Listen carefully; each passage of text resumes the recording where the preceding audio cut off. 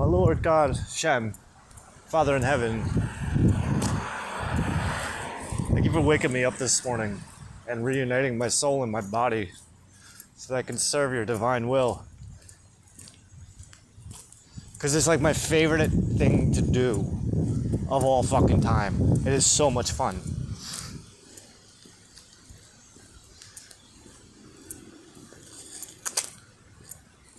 Why? Because it feels like the fulfillment of all my childhood fantasies, just like all wrapped up into one. Because I feel like a fucking Jedi. I haven't figured out how to move things with my mind yet. But I can feel it's gonna come. I believe it's gonna happen one day.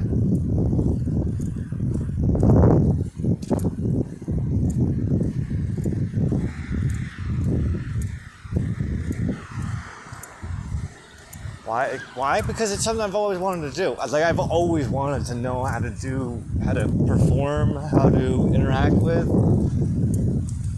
telekinesis. That's like the fucking coolest idea. That's the coolest thing ever.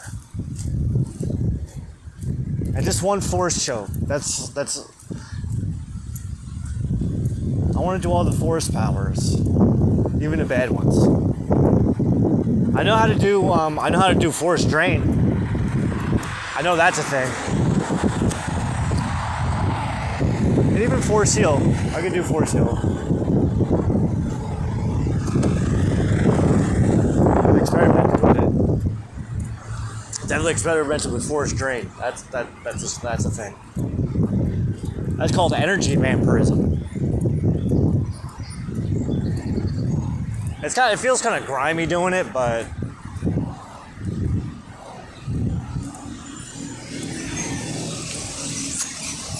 there's actually a couple different ways of doing it. It's just feeding off other people's misery. But when you think about it, it's like, well, somebody's got to do it. I mean, if somebody cannot enjoy their own misery, then and I can enjoy my own. It's not like I don't put myself through some shit and feed off of it, because I do. But at the same time, there's the whole thing about there's a lot of untapped goodness out there that's predicated off of other people's suffering. You're gonna fucking do it, man. It's one of those dirty jobs that somebody's got to fucking do, you know? Oh.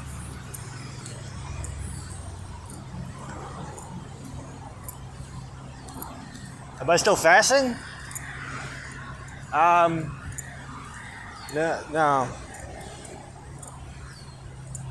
No, actually, everything worked out really well yesterday. Next, I got home.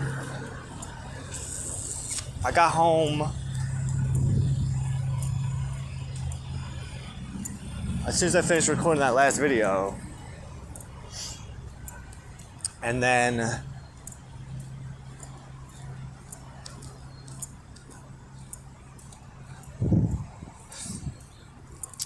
I went right to my room. Did I upload? No, I didn't. I didn't even fucking upload that other one. I just fucking lied right down.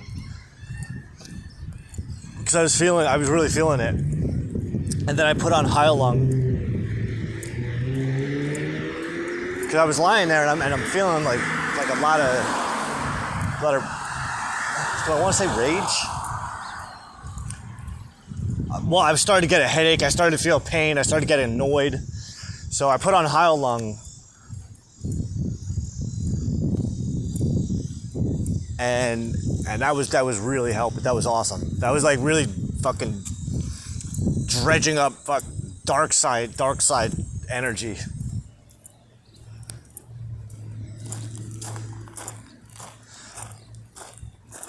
I did that for about an hour. I don't know if I napped. I don't know if I fell asleep at all. I don't know if I could. I know I just kind of went on a trip in my head.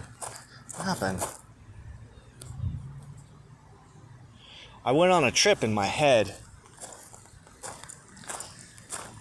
Just kind of just releasing shit. Seeing shit. Like when I shut my eyes and I go on my little vision quests, and they can last for a little while. Like they get really in depth. But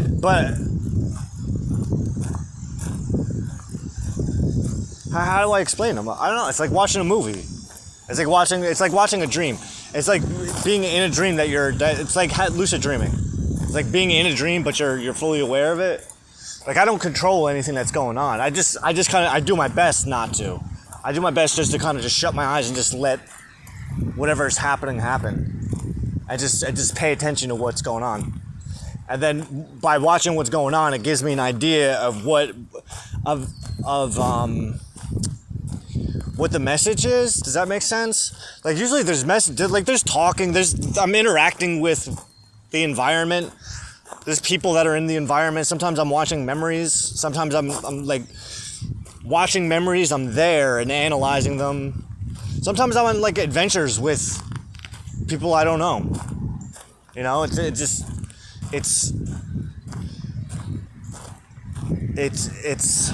how do you say it? Sometimes just talking to God. Sometimes I'm literally having a conversation with God, going like, okay, well, what is it that you want to do? Like we do have meetings. like if you try to imagine, like if you've ever read fucking Exodus, if you've ever read the fucking books, the books of the Pentateuch, how do you pronounce that? Pentateuch? The books of Moses. If you ever read the books of Moses and seen how God and Moses interact with each other, like they literally, it's like two dudes like having a conversation sometimes. But the same thing with Abraham. You don't see Isaac talk to God. I don't think you ever see Isaac talk to God. Jacob talks to God. Abraham talks to God. God talks to Abraham. And that's another thing. You know, I was thinking about that this morning. Is those people that shit on Abraham for listening to his crazy God. You know, Abraham was alive when the whole thing with Sodom went down, right? Like, he saw that happen. He was right down the street. God's angels, the angels who destroyed it, they actually stopped at Abraham's for lunch before they went and destroyed Sodom. And even Abraham tried to save Sodom from God's wrath. Like he said to him, he's like, yo, what if there's like 100 people? Like, I know it's a whole kingdom, but what if there is, say, 100 people? And God's like, all right, yo, if there's 100, if you can find me 100 people, I won't destroy it. And that was the deal they made. Like, if you can find, and Abraham kept on counting down. He's like, all right, well, what if there's 50 people? What if there's 20 people? What if there's 10 people? What if there's only one person? And there's actually a bigger lesson to that too. It's not even just about saving Sodom. So God even says it to him. He's like, yo, if there's one fucking person, if there's one righteous person in Sodom, I swear I won't destroy it. I'll save everybody on the account of one person. Right? But the bigger lesson there isn't just about destroying Sodom or saving it. But when Abraham asked him about the last time, he's like, yo, what if there's one person? He prefaces by going, I'm sorry for asking so many questions, but what if? And that's kind of the thing. He's like, how do you say it? You know how sometimes we don't ask the question because we're afraid of looking stupid or we're afraid of annoying the person? Like, shit, I don't want to ask this question. I don't want to annoy them. Like that's one of the bigger lessons. Like I mean, if you don't see it, you don't see it. That's what I got from it. Is Because when I see the 5 books of Moses, that's an instruction manual on how to talk to God, on how to not just to talk to God, but how to recognize when God's talking to us, how to interact with God, how to serve God, how God serves us. There's a lot going on in those books. It's not just like bow down and worship. I don't know where people get that from, because Moses. I know when we get into Exodus, there's some worshiping. There's supposed to be worshiping going on. Well, you know what it is. Don't worship anyone else. If you're gonna worship someone, we worship me, capital M me. Don't be worshiping these other false idols. I think that's where a lot of it comes from too. It's like, yo, I fucking did all this shit for you. If you're gonna worship anyone, worship me. Don't worship them. They didn't do it, I did it.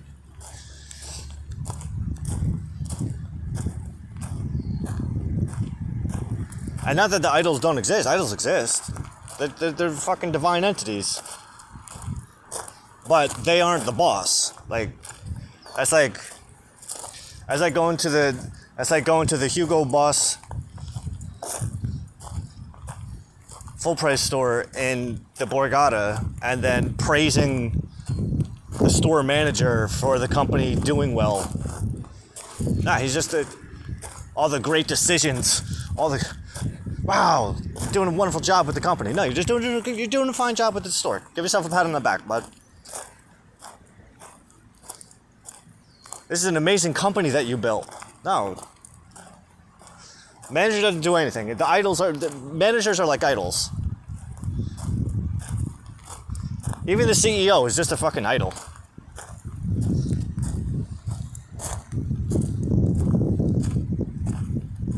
But the point is, like, don't be afraid to ask the question. Don't be afraid to go to the fucking top guy and be like, hey, listen,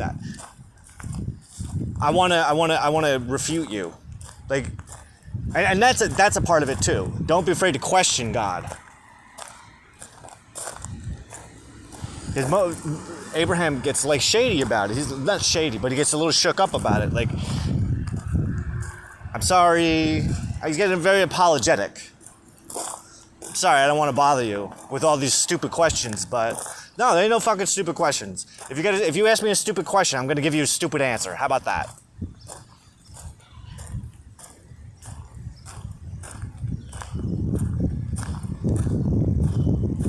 I'm not gonna blow smoke up your ass and say that there's no stupid questions, because there are stupid questions. There's lots of stupid questions. People ask stupid questions all the fucking time. But it's okay. You're allowed to ask stupid questions. Stupid questions beget stupid answers. And a stupid question, and what's a stupid question? A stupid question, you know when you're asking a stupid question. It's not like, if you're being genuinely inquisitive and want to know, like, it's not a stupid question. You'll know if you'll be able to gauge the stupidity based on the other person's response. So just recently, I'm getting annoyed with this, but I'm also trying to get the hang of it.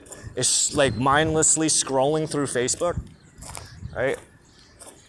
And I know it's supposed to be considered a waste of time, but that's based on human perception. Most humans don't know what the fuck they're talking about anyway. So I'm trying to find a positive side to it, because I feel bad when I scroll through. Like, I've been finding that at night, like before I go to bed, like I spend like an hour scrolling, looking for recipes and just watching people make food.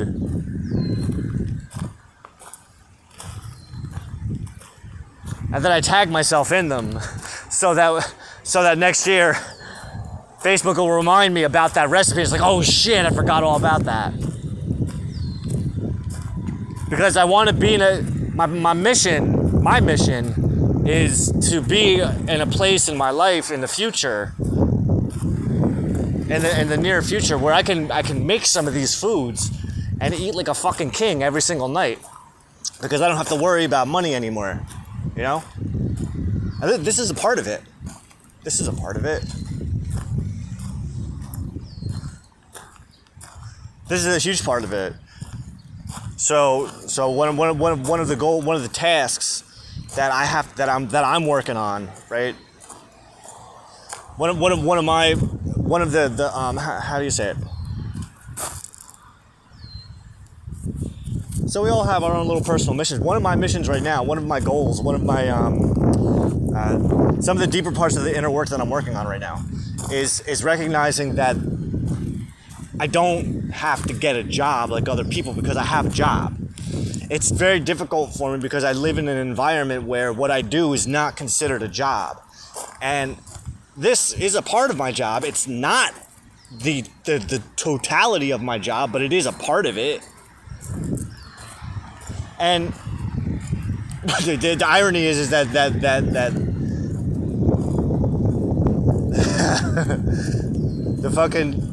the friends and family that I do have, they would probably recognize this is more of a job than all the other fucking work that I do. Like, this is such a small part of it. What do I do? Like 1 to 2 videos a day. These are like an hour and a half. And mind you, it's not fucking easy.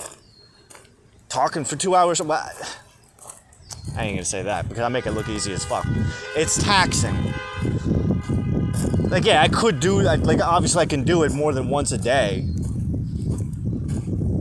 I don't mind. But I only do it when I feel called to do it. You know what I mean? It's just like when I write on my Facebook page. Like, I only do it when I feel like, all right, I gotta do this now. But that's how it works. I trust my intuition. So I use intuition with relation to God. So God speaks to me through my intuition. How do you know that? By doing it. How else? By taking a fucking guess. By taking a fucking guess and just going, you know what, maybe. No, by trusting. By following my intuition all the time. I've been doing this for 6 fucking years. And it was in the 5th year of following my intuition, I had become so proficient, so comfortable, so trusting in my feelings that it led me to Hashem. And in the bigger scope of the bigger picture of things, the grand scheme, that was the natural progression. It's like what just happened earlier. What just fucking happened before.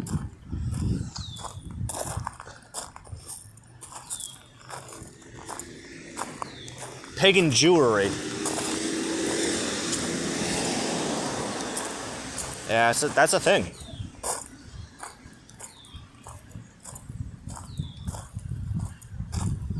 Pagan Jews. They're called Samaritans.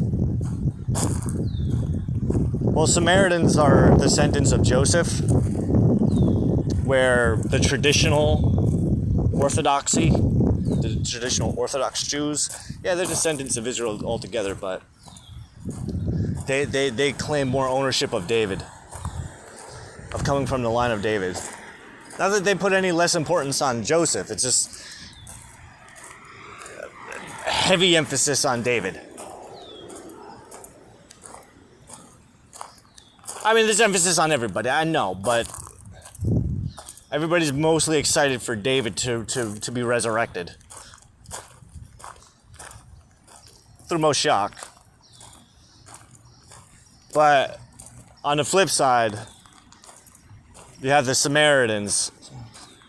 And the Samaritans are the descendants of the species of Israelites that did not stay in the kingdom of Judah when Judah got evicted from Israel by God. Not by anybody else, by God. God kicked Judah out because Solomon.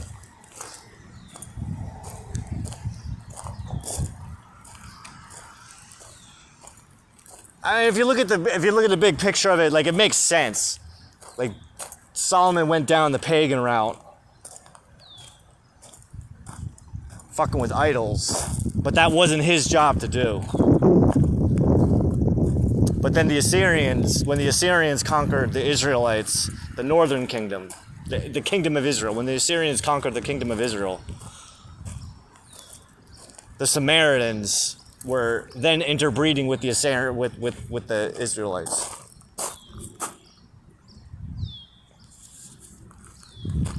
So Samaritans are just a different species of Israelite.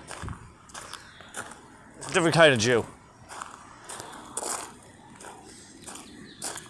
I don't know what Jewish-Samaritan relations are like at the moment, but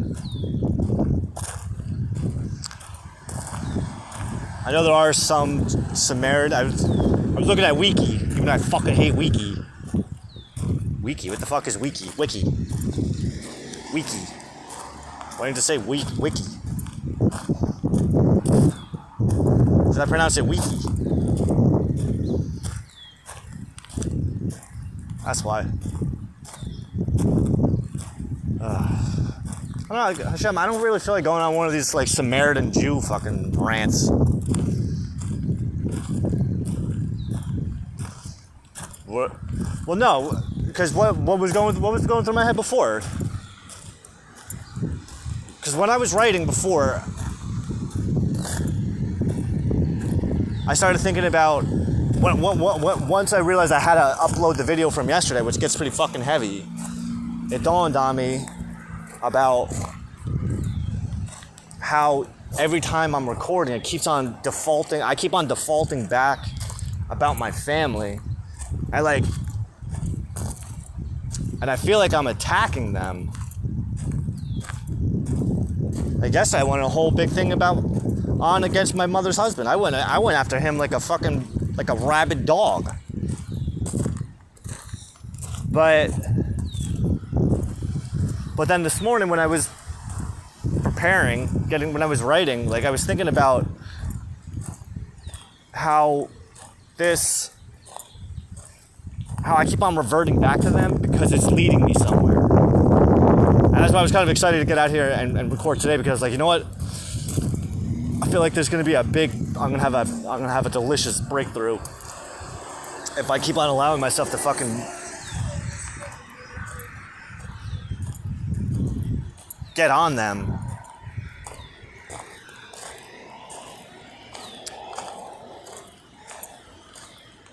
It's almost like what I'm hearing with the message I'm getting now is like I'm taking my power back from something. Because what am I seeing? I'm seeing when I'm 18.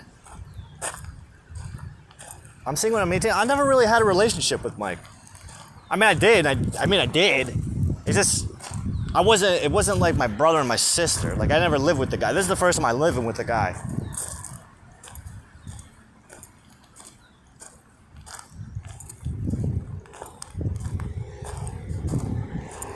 I always had a good relationship with him.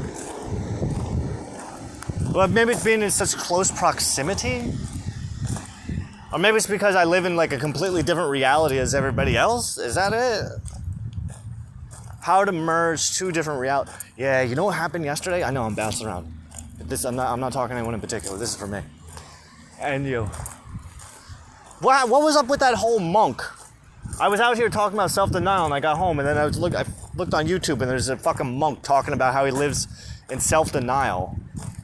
No sex, no money, and I'm watching this like, what? I ain't no fucking monk. Or maybe, no, not that I ain't no monk, but a Jew monk? Do they have Jew monks? But then he starts going on about Jesus, and I'm like, nah, you fucking idol worshiper, bruh. I have nothing against the teachings of Rabbi Jesus. It's just, he's a Jew.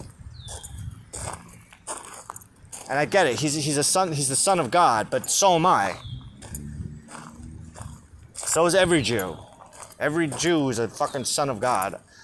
I don't understand why there's always so much controversy over that.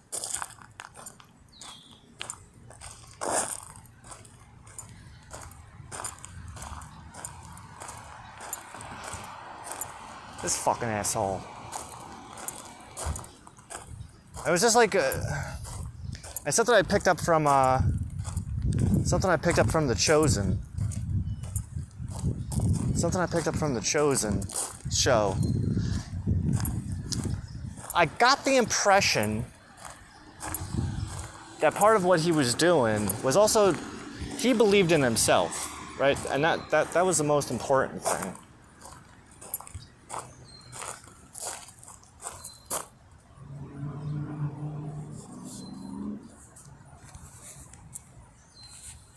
Which I can relate to.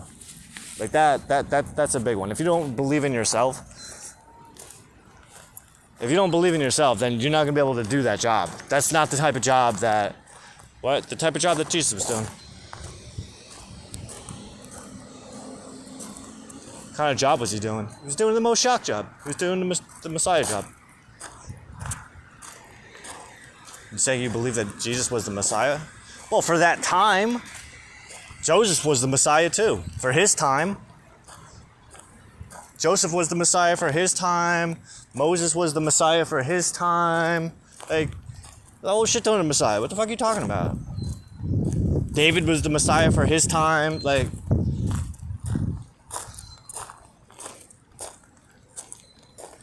there's like that one guy that does the thing.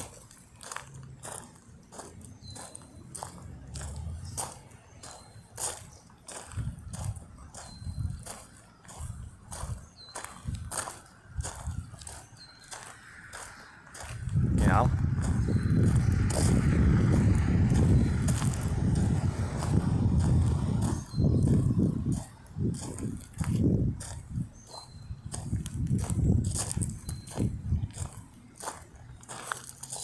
See, another thing Jesus was doing was he was rebuilding the bridges between Jew and Samaritan relations.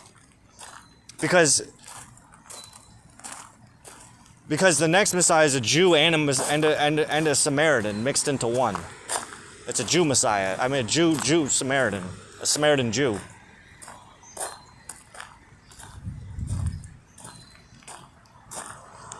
Which technically is not allowed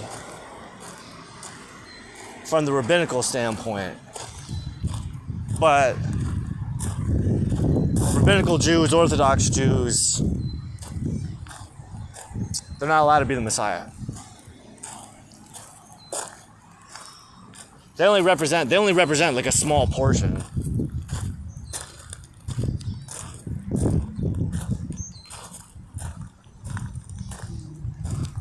It's like the rabbis, they're more like the priests, they're more like the Levites.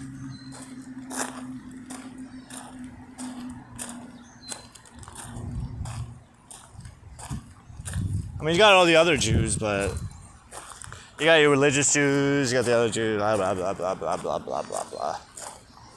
Done to death. Talk. How does this have to do with me? Right, believing in yourself. And that was something I was picking up from the show, too, is Jesus is trying to teach these guys how to believe in themselves, but they're getting so caught up in believing in him, which I guess that's kind of the start of it. It's kind of like, listen, what's inside of me is inside of you too. Believe in me and you believe in yourself. That's how it's recognized. I'm recognizing it. I don't know about nobody else. I don't know. But then again, also consider that thank you, Aristotle. Aristotle's reminded me of this. Thank you, Hashem. But Hashem, if you can give Aristotle some merit points for this one, because he does deserve credit for it.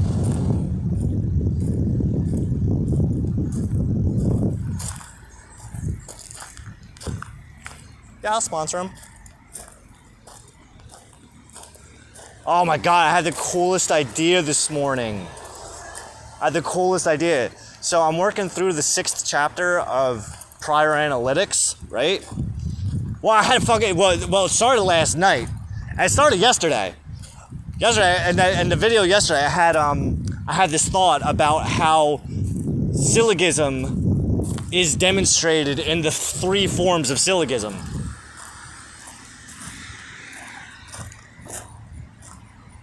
The 3 forms of syllogism actually emulate a syllogism or create their own syllogism. But they demonstrate the process of syllogistic refinement. That's not in the book. That's original. But last night, as I was going through it some more, well, I'm bouncing between two books. I'm bouncing between Shar Habitahon, The Gate of Trust, and Prior Analytics. They're two completely different books. One you could say is Hasidic philosophy, and then the other one is, well, Hasidic philosophy and Hasidic logic. It's the same thing. Logic and philosophy, they kind of go together. They do. They're intermarried. They're not. They're not relative. They're not relative because they both require like the mind. So I'm not worried about getting into like those guys like Kant's coming to mind. I have their books. I get to it eventually, but I'm more interested in the older stuff. That's where they get their. That's where these guys all get the modern philosophers, quote philosophers. Those guys. That's where they get their inspiration from. So it's like whatever. We'll get to it.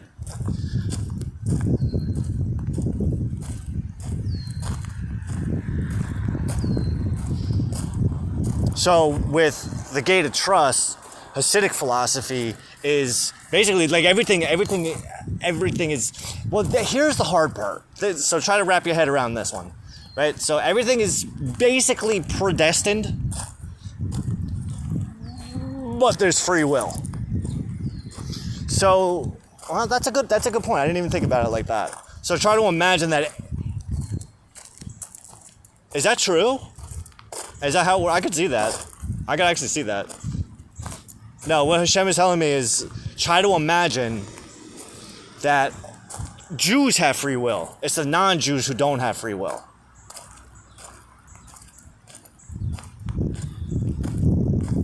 That I can actually, what's up, man?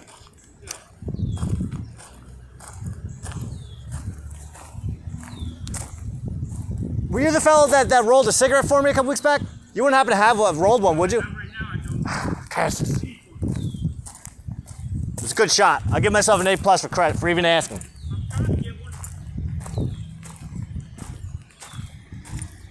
So the way that works is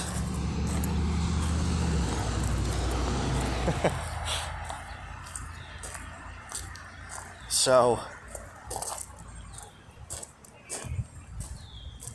the idea, well, that actually makes so much more sense, because if that's the way it works, like, well, you also got to consider the more bitachon that you have, the less free will that you have. Is that how it works? Because the less that the illusion of free will affects you, because what I'm recognizing, the further I go along in the book, because it's constantly saying, like, everything is because of Hashem. Everything is Hashem. God is making this happen. God is making that happen. But you have the choice. You have to do the things. Huh? How does that work? Oh, I love that. I know.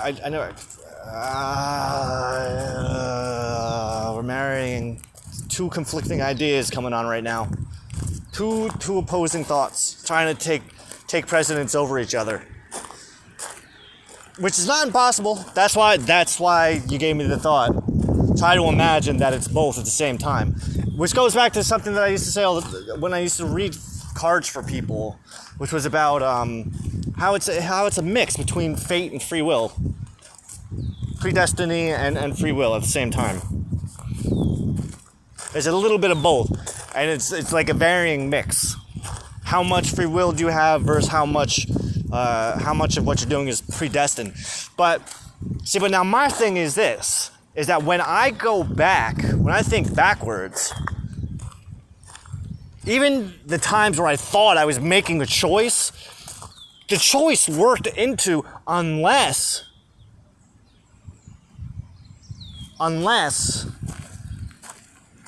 what's going to happen is going to happen no matter what. But how is it going to happen? How are we going to get there? How are we getting from point A to point B? No matter what, you're getting no matter what, you're going from here to there. And there's nothing you can do about it. But how do you want to get there? All right. All right, that's a little less abrasive. It's like co-creating. Okay. I could see that. That makes sense.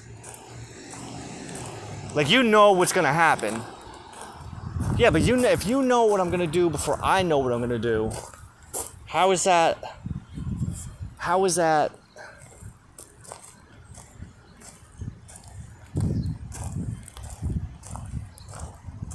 Retrocausality.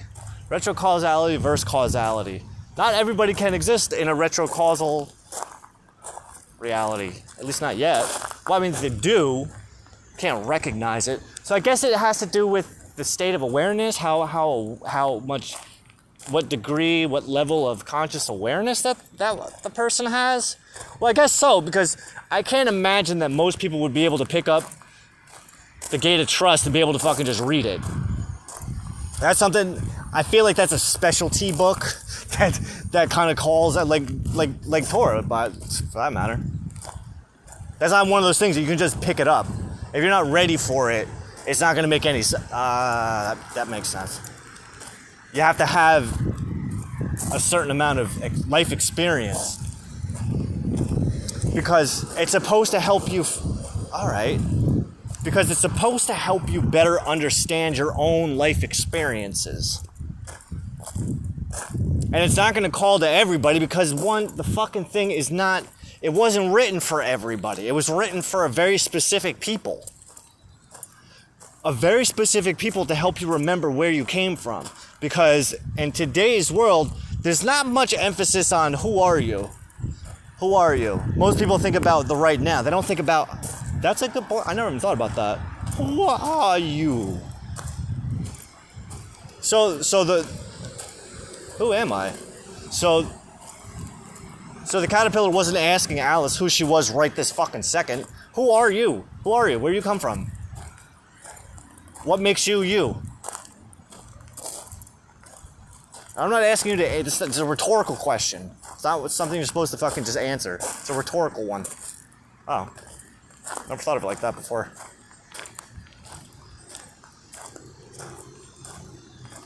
Right. Because that's a question that you're supposed to contemplate, not one you're supposed to answer. Ooh. Hashem, who am I? You are you. I am who I am. Alright. Alright, well, I mean, that all makes sense. I mean, is any of that important, though? Well, yeah, there you go, because that's what I was going to say about Jesus, is everybody, like, you can't tell someone that they can't interpret the teachings differently than you're telling them to understand them. Oh, that's why you need me to destroy religion. All right, no problem. I love that idea.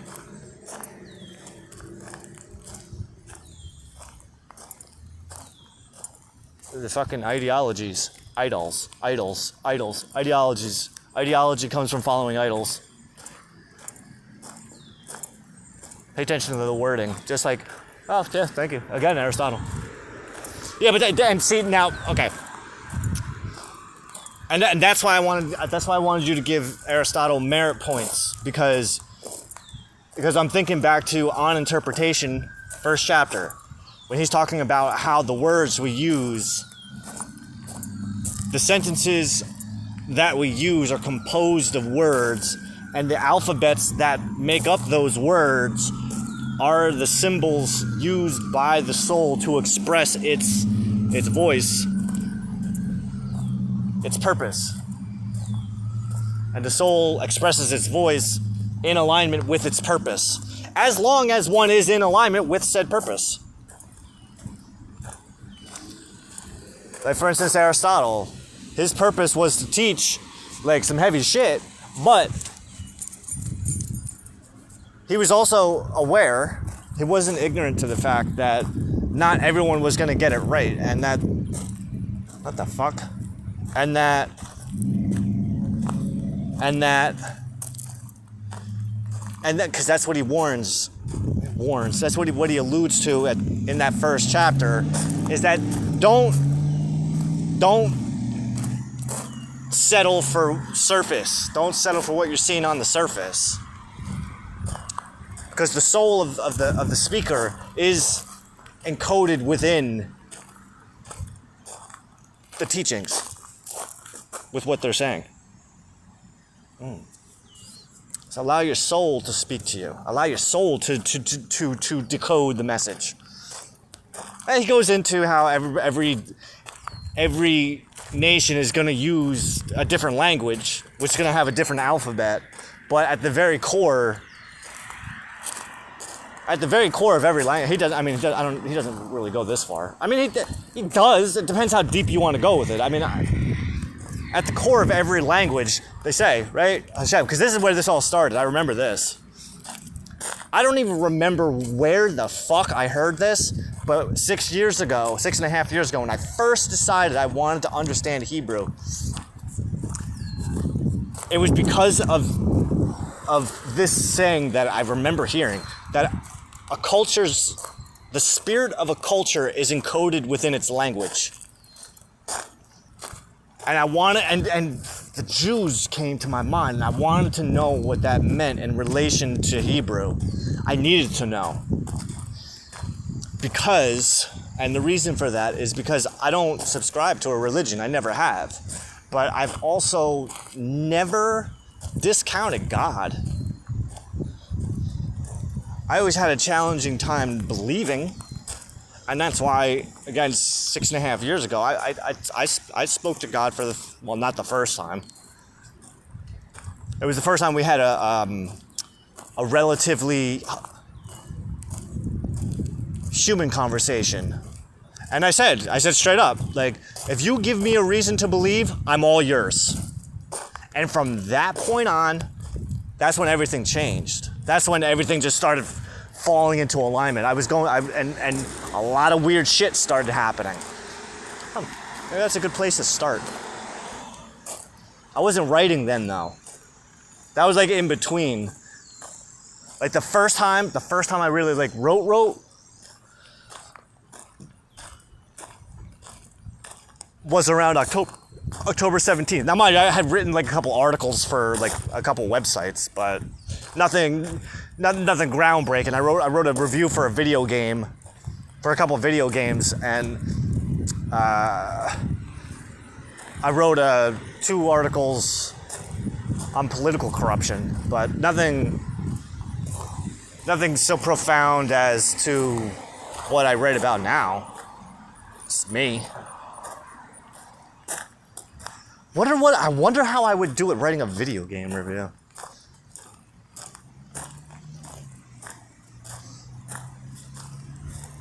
Interesting. Write an article. Well, write an article the way that I write. Like, I don't write in the conventional sense. Like, I don't write like other people do. I utilize both sides of my brain, which creates a schizophrenic effect, I guess you could say, because I talk to myself. I ask myself questions, I answer them. I speak in 2 voices. It's fascinating. I think it's the fucking coolest thing ever. I love how I write. Why? Exactly that. Because it's also like a degree of self-inquiry. So I'm not afraid to ask myself the questions I'm afraid to ask, which that's the point. And that's what the other one says. Well, that's like Derek and Toxic, right? So you're watching Mr. Toxic's channel, but you're listening to Derek speak. But Derek and Mr. Toxic are the same guy. Mr. Toxic's the one that's on the inside. Derek's on the outside. I guess sometimes, but not other times. I guess we take places. It's like, it's not disassociative, because I'm fully aware. It's like one person who just has 2 different personalities. But each personality is predicated and predicable of the other one. I attribute it to when I had when I was 6 months old, I when I was 6 months old, I either died or it just came real. Had a near death experience when I was 6 months old because of a severe case of encephalitis, which led to an emergency operation that left me scarred and disfigured. Got a cool scar by my inside left ankle. Looks like a diagonal sign. A diagonal sign, as in like arithmetic. I mean division, not diagonal, division. The horizontal line with the two dots. That's what it looks like. It grew with my leg. Like,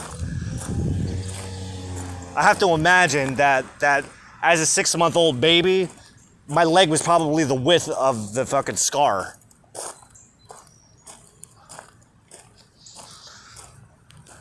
But I came to that conclusion on my own, and then my mother and I were talking about it recently, and she said kind of the same thing. She insinuated the same thing in that, like, because she said, we don't know if you actually died or not. All I know is that the hospital staff, they took you away from me, and then that was it. They told me that you might not survive. That there wasn't a very good chance of you surviving. But you did. So her thought, which mirrors my own, is that when that did happen, whether I died or it was a near death or whatever the fuck. Well, I guess it would be a near death anyway. Either way, it's near death. Because the doctor said he's if you brought him any later, he wasn't going to live till morning. So let's just presume that it was the closest that a 6 month old can have to a near death experience. All right, there you go. Have you ever faced that? Once. I did some ayahuasca once, and I had to face that part of me. I did. Fetal Derek. Infant Derek, yes. And he grew. He's like a parasitic twin. That's where the parasitic twin came from. It's a long story. It's a long story, but I know exactly what that means. My parasitic twin ego. There we go.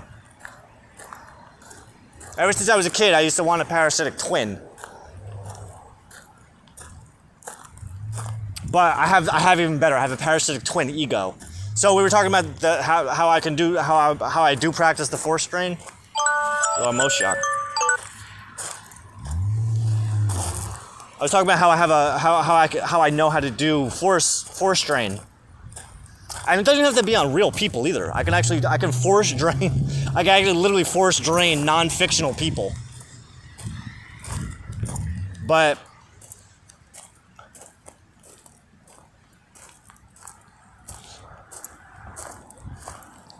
toxic, Mr. Toxic. That's my parasitic twin ego. Not my alter ego. It's my parasitic twin ego.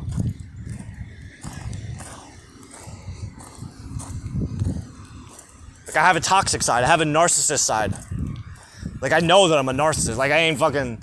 Oh, you can't be a narcissist. You say that you can. You can. Yes, you can. Because there's two of me in here. And that's a hard thing to explain to people. It's like, there's two. So if you're familiar at all with, Project Monarch is coming to my mind. Well, you know, it's funny. I think there's a song on here called Project Monarch. I'm listening to Muse, Uprising. It's a good song. But I think there's a song called Project Monarch. But if you're familiar with Project Monarch, or at least the tales of Project Monarch, is a government project that involves traumatizing children or individuals so badly that the consciousness actually splits into two. It subdivides. So the idea, I believe, is that the trauma, the controlled, induced trauma creates an alternative personality that comes through to protect the primary personality.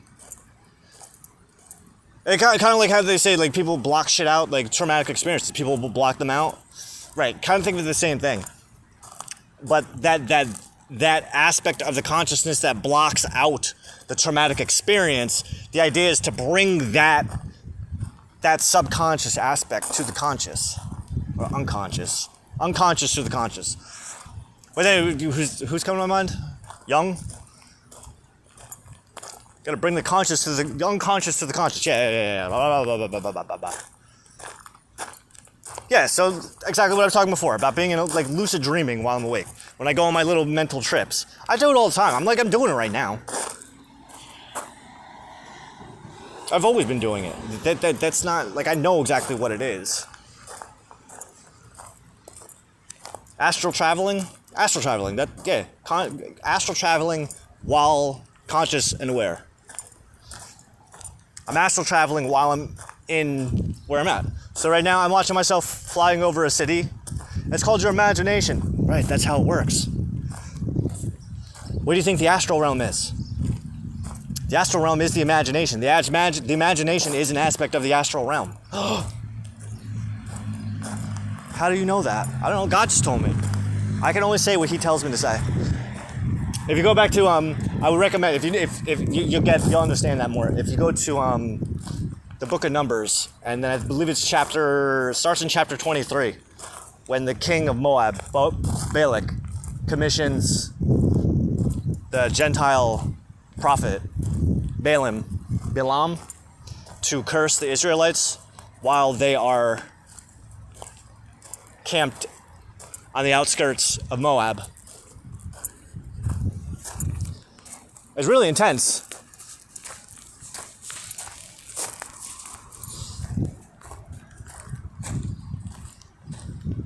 Balak commissions Balaam to curse the Israelites, but God won't let him do it. And He tells him so. He's like, yo, these are my people. They're protected. So go back and tell him that it's not going to work. And then Balak even bugs out. He's like, yo, every time I fucking send you to curse them, you fucking bless them. So that's what happens. Every time that Balaam goes to... Not that he intends on cursing them, because he already knows he can't.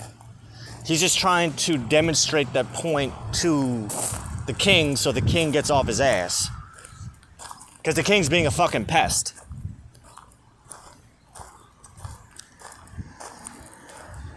I told you, I can't do it. I'm not allowed to. I can't.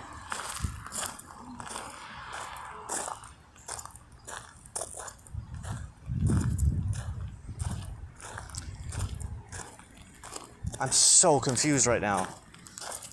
It's alright, so am I. Because I'm bouncing around a lot. You gotta... Like, I was thinking about this morning. Nobody ever takes into consideration, man, this must be really hard on Derek. No, yeah. It ain't fucking easy. Try to imagine having to live like this every fucking day. That's why I can't get a fucking job. I couldn't get a job. Well, one, I don't want a job. I'm too lazy to get a job. That's a fact. But I'd also rather be putting my energy into something a little bit more constructive than fucking flipping burgers.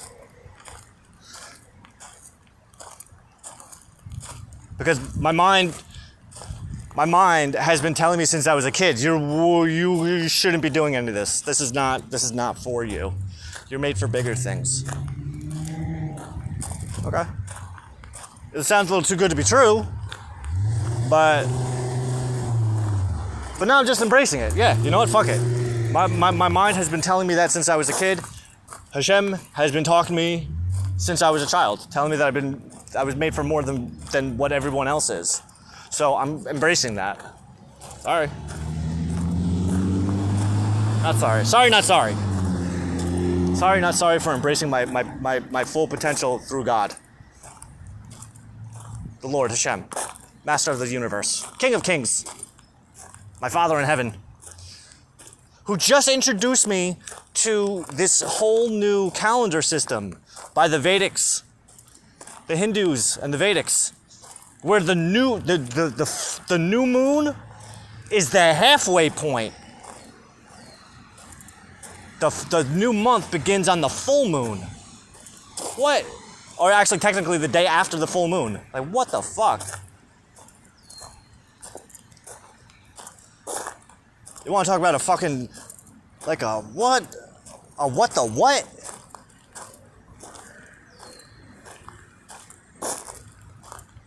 Now I have to ask. This is great. Now I got another calendar I gotta fucking juggle. I gotta stop. I gotta lose one. I'm gonna have to. Islam. Oh my God, how am I gonna fit all this? So right now what I got is, I have the secular calendar.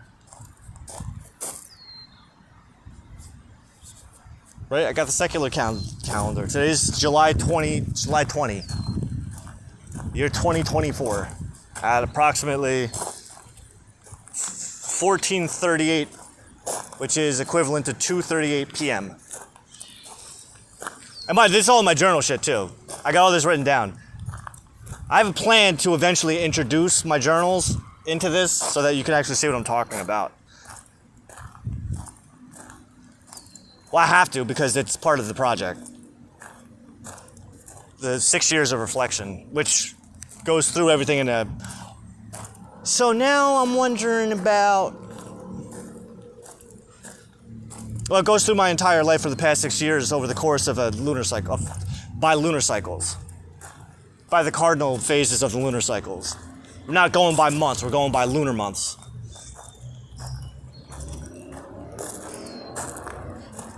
So I have that.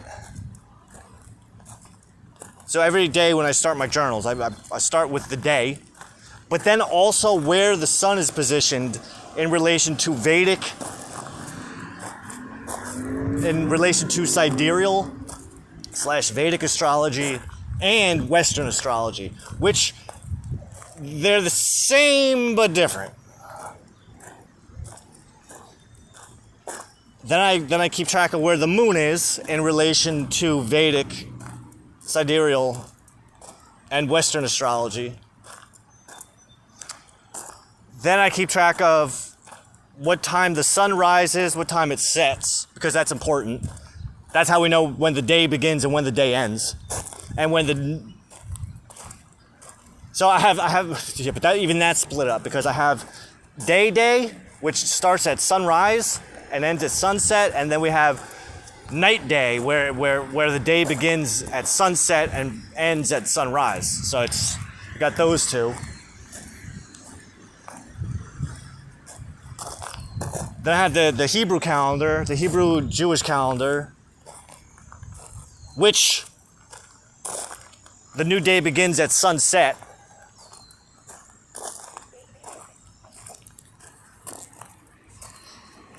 We have the Islamic calendar, which, now the difference between the Islamic calendar and the Jewish calendar and the Hebrew calendar is it's small, but it makes a huge fucking difference because they only align once every 560 solar years, you know? Right? So today is the 14th day of the 5th month of Tammuz in the year 5784 from creation on the Hebrew calendar. It's also the 13th day of the first month of Muharram in the year 1446 since the divulsion, the revelation of the Quran. Creation, 5784. From the creation of man, not the creation of the universe, the creation of man. Rosh Hashanah isn't the celebration of the creation of the universe, it's the creation of man, which is not unlike the Chinese New Year, but the Chinese New Year, I think, is the Chinese New Year the creation of man as well? Yellow man, a different kind of man, the China man. So now, mind you, I don't. I don't not recognize, I don't not observe the Chinese lunar year, because the Chinese lunar year begins on the second new moon after the winter solstice, which predominantly 9.998 times out of 10 is on the Aquarius new moon. Because the first new moon after the winter solstice is always, no matter what, is always the Capricorn new moon. I don't know. The moon works in 19-year cycles, so it's not impossible that over the course of one of those 19 years that there are two Capricorn new moons. That's not impossible. I don't know though. I'd have to look at an entire.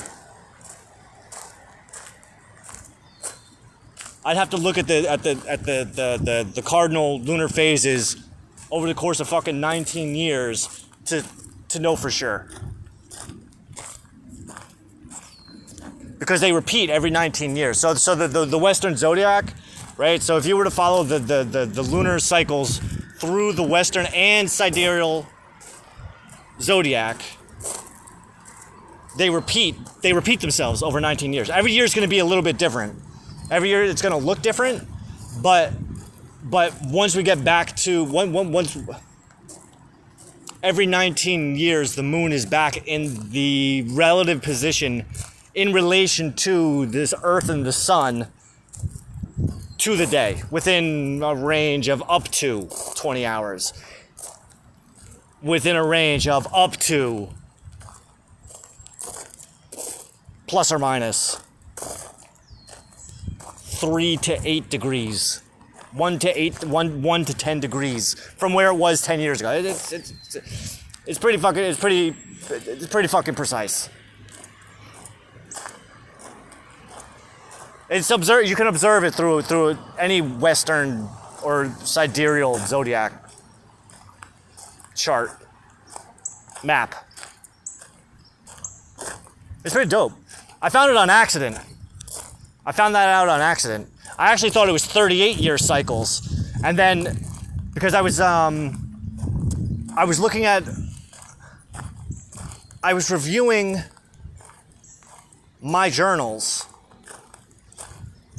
I was reviewing all of my journals that had an entry for a cardinal lunar phase. Cardinal lunar phase is the full moon, new moon, and 2 quarter moons.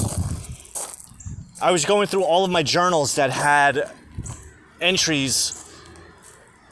associated entries on the dates of the cardinal lunar phases that only took place in the sign of Scorpio. There's only 4 per year, for the most part, predominantly. There's only 4 per year. And they go backwards. So if you ever heard me talk about the 11 or 15-week lunar cycles, that's the annual lunar cycle for one sign, 1 month, one zodiac month. So tomorrow morning at around like 6 o'clock, there's going to be a full moon. The sun is going to be at 29 degrees Capricorn. Oh, I'm sorry. The sun's going to be at 29 degrees Cancer. The moon's going to be at 29 degrees Capricorn. So they're going to be right across from each other, which makes it full moon. But they're going to be like at that perfect alignment at around 6:30 in the morning, where they're both going to be at 29 degrees. And some minutes. I don't know the small one, the minute breakdown, but 60 minutes to 1 degree. 60 seconds to 1 minute, 60 minutes to 1 degree, 24 hours. 1 degree is equal to about 24 hours. About. Oh, you fucking idiots. That's where the Babylonians got it from. They were lunar whatever. We'll get to it. Thank you, Hashem. Yeah, God has me learning ancient astronomy, so that's pretty cool. That's what I do. That's what I do at my mom's house all day when I'm not jerking off. I'm learning ancient astronomy by God himself. God's teaching it to me.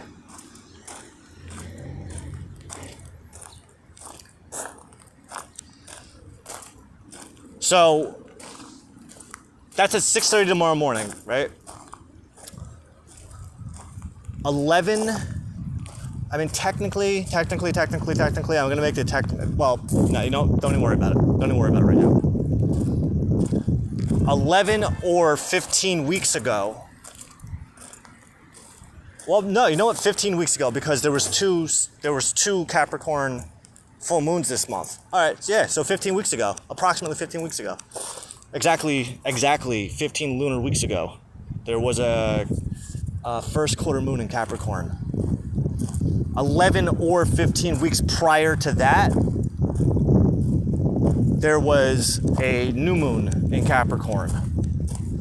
11 or 15 lunar weeks prior to that, there was a third quarter moon.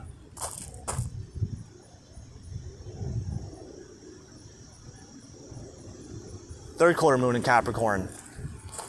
Now, 11 or 15 weeks from right now, well, actually it's going to be 11 weeks. Yeah. 11 weeks from now, 11 lunar weeks from right now, 15 weeks from the last new moon. I got it. Okay, that's going to play a role. So, 11 lunar weeks from today, or from tomorrow, rather, there's going to be a first quarter moon in Capricorn. Then 11 or 15 weeks later, there's going to be, more than likely, it's going to be 11 weeks.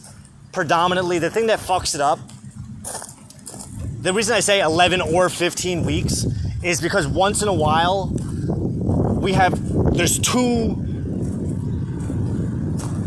a particular cardinal lunar phase is repeated twice in 1 month.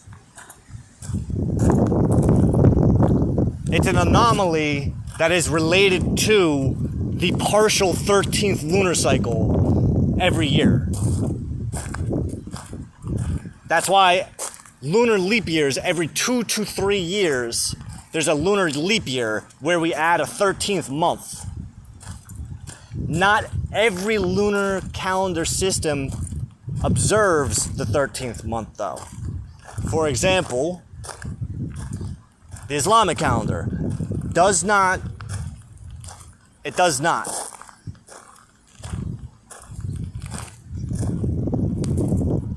The Islamic calendar does not have a 13th month.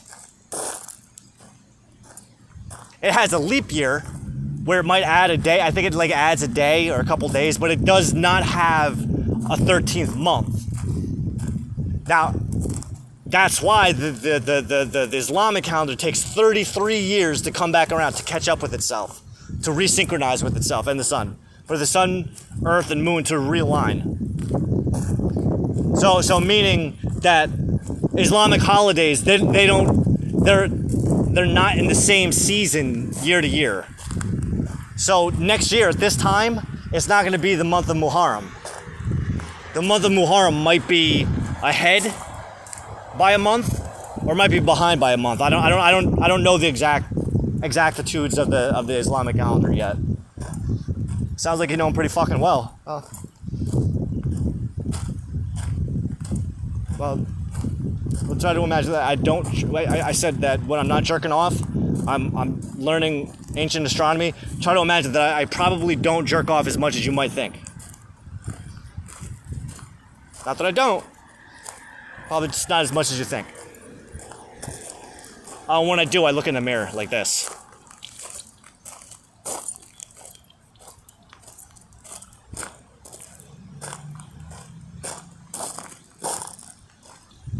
As I look at myself in the face. Jesus. Okay. So now, Now, the reason we know that the Islamic calendar and the Hebrew calendar align every 560 solar years is because it takes 19 years for the Hebrew calendar to repeat itself and 33 years for the Islamic calendar to repeat itself in relation to the positioning of the sun. So 19 Islamic calendars, how do you put it? Right? 19 years for the Hebrew calendar, 33 years for the Islamic calendar, right? 19 solar years, 33 solar years.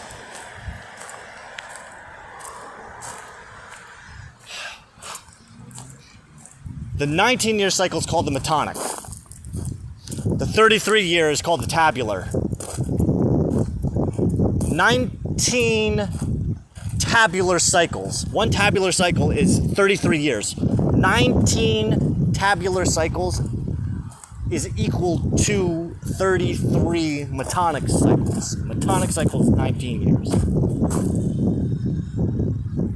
So 519 times 33 is equal to 33 times 19, which is 560.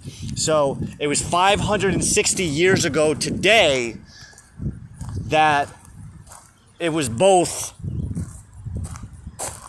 the 14th day of the 5th month of Tammuz and the 13th day of the 1st month of Muharram. Now, that's not going to happen again for another 560 years. Presumably, and I would bet money that 560 years ago, it was on, I can find out too. There's actually an easy way to find out. That it was on July 20th. And that in 560 years, on July 20th, well, you know what? We'll start the countdown. 560 years from now, humanity, based on my research, humanity is going to be counting down to that 560 day mark. Thanks to me. Thank you, Shem. Legacy building. I'm legacy building. Whoa, those are like magical powers to predicting the future. That's predicting the future, right?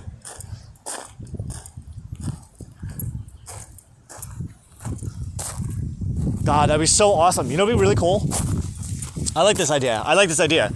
So this will be the video. The internet will never disappear.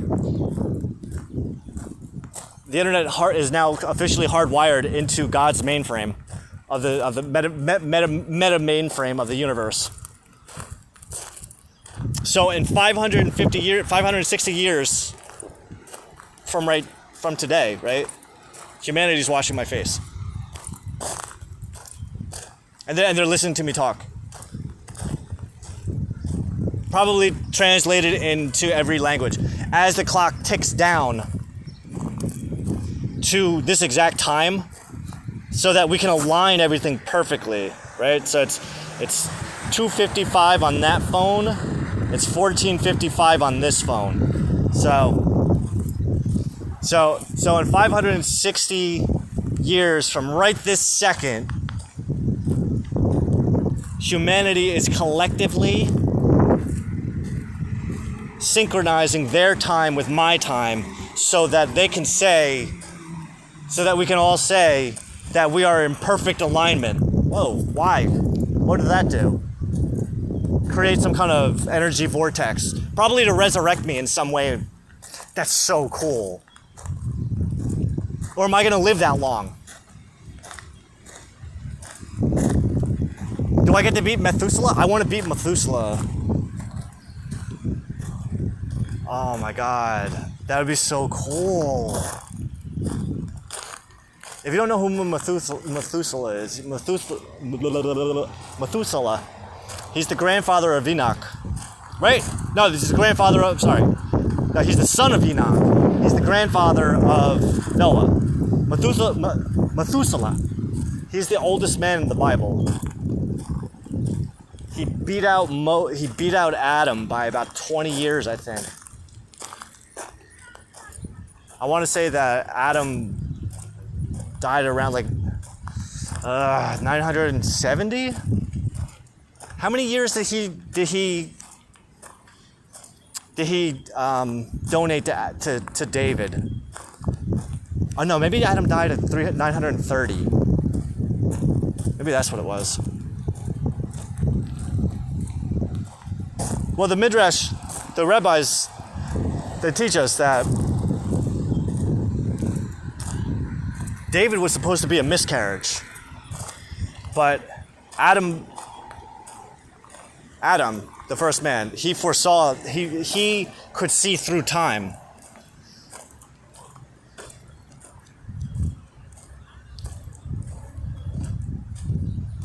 Which makes sense. See through time. We're doing that right now. That he was able to see through time. And by doing so, he became aware of the fact that David was going to be a miscarriage, King David. So he donated, I want to say it was like 70 years of his life.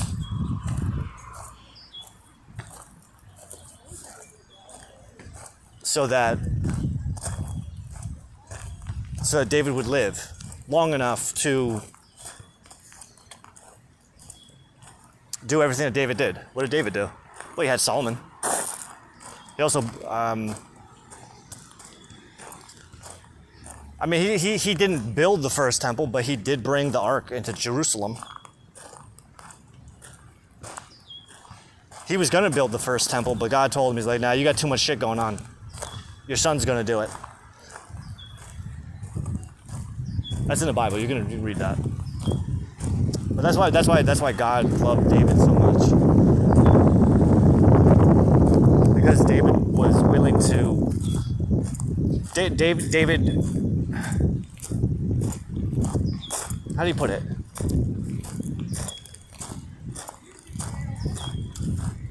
David put God ahead of himself. David put God ahead of David, which was not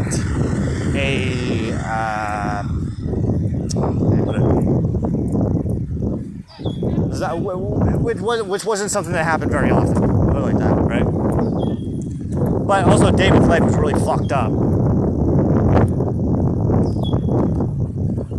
His father, Jesse, was a half-breed. His grandmother was a Moab.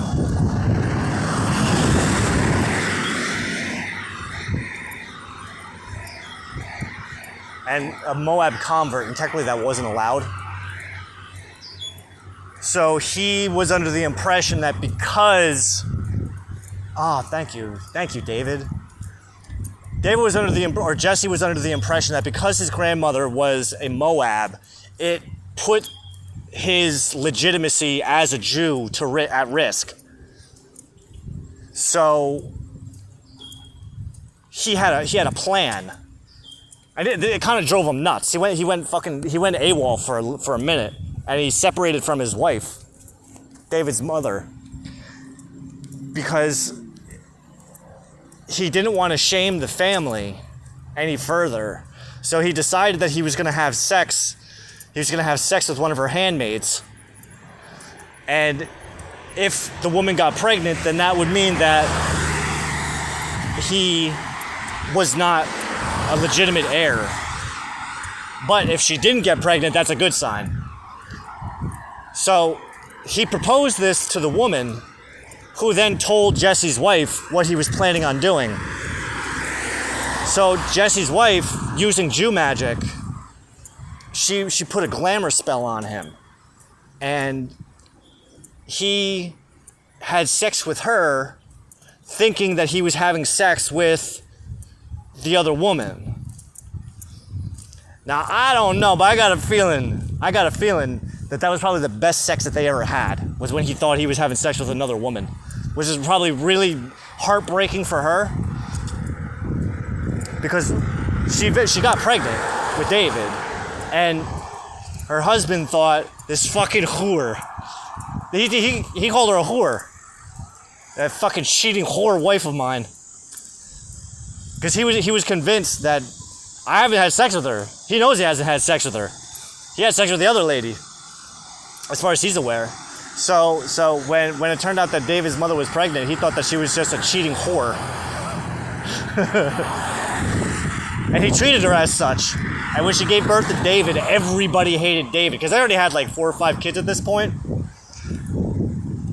And David was the youngest. The whore son. I love saying whore. But he didn't know that David was his son, which was the irony.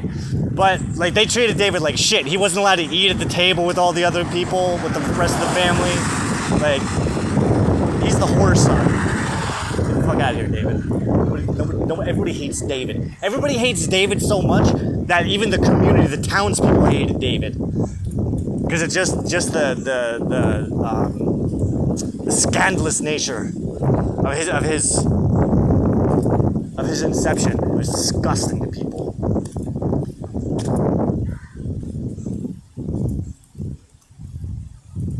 So David's father was God. David is like, we could say that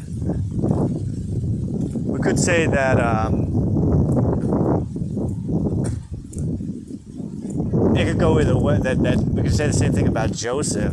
Technically, was raised in Egypt. So was Moses. No dollars.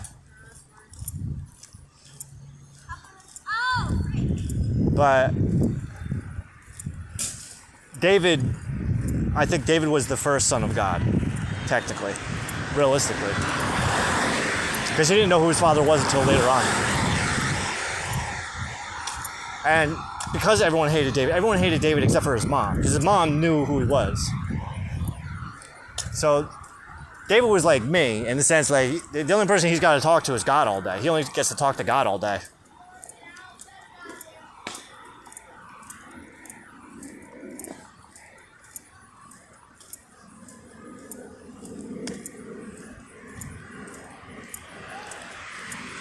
So he had a relationship with God, so that in such a way that, and he saw God's miracles in his life firsthand, because throughout David's life he's dealing with like heavy shit, but God's always there to pretty much cover his ass anytime someone's coming after him, like especially when King Saul was after him. The whole thing with what do you call it? Goliath. When Samuel came and anointed him as the next king. All types of fun stuff that only David would have been able to recognize. Like, I forget, it's been a while since I read it, but I don't remember if we ever get too much into David's psyche.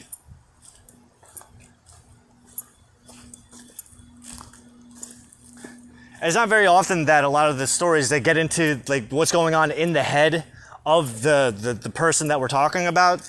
A lot of times sometimes you just gotta figure it the fuck out and just kind of fill in the blanks for yourself. Or rather, ask God, can you fill in the blanks? Like, what's going on here? Because there are blank spots in the Bible. Like there's missing sections, there's blank spots that you don't know what's going on. You just kind of have to assume and fill in the blanks. But I think that's the point. I think that's the point of it, is so that you ask questions. Going back to allowing your soul to kind of speak for you. Because again, if those books are really meant for the people who are meant to read them, so that we can remember who we are and where we come from, right? Because not everybody knows where we come from. Who are you? Who are you? I don't know. I have no idea. No one's ever told me. I have no idea who the fuck I am. Well, I had no idea until I started to look into it. And what I've uncovered is, I thought the whole thing with the witch, I believe that because the witches are pagans.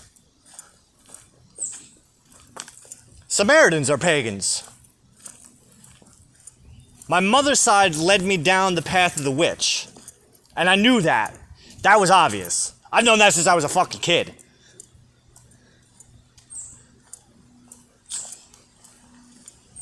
I never even considered, well, it's not that I never considered being a Jew. I had. For a long time I considered it. Especially once I became more familiarized with the Jews in my town at the time. And how I always had this thing for Jewish women. And I know that sounds like, that might sound kind of silly. That might sound kind of silly, but I used to think it all the time because my wife and I, we used to go to like Target and stuff. I used to live in Tom's River. And in Tom's River is right next to Lakewood. And Lakewood's got the highest population of Hasidic Jews that I'm aware of in New Jersey. So we would go out, we'd go out to Target. Like there were certain places where the Jews and the non-Jews would kind of intermingle. Not intermingle, but we would be in the same vicinity as each other. And Target was one of those places. Jews love Target, but so do non-Jews. So it's not like that's like the neutral ground where Jew and non-Jew can come together as one unified whole. Is that Jews and non-Jews, Jew women and non-Jew women, they love Target. Love it. They fucking love it. That and Costco, which is right across the street. Now, my thing for Jewish women, I don't know what it is. It's just one, it's the nose. I love those noses. The milky skin, because they have very milky skin. And, I mean, granted, the wig, I understand. I understand that. Because your hair should only be seen by your husband. A woman's power lies in her hair, right? There's no reason to be showing that off to no other men. Not to mention all the legs and all the other good stuff. You keep that all packaged up because that's only shit that your husband should be looking at. I agree with that. I have an Islamic friend. I have a friend who's a Muslim, and she keeps I don't know what it's called, but she keeps her hair up because it's a married woman in Islam. She's got to cover her hair. Fuck yeah. 100% with that. I don't know men looking at my lady's hair. What do you want to look at her hair for?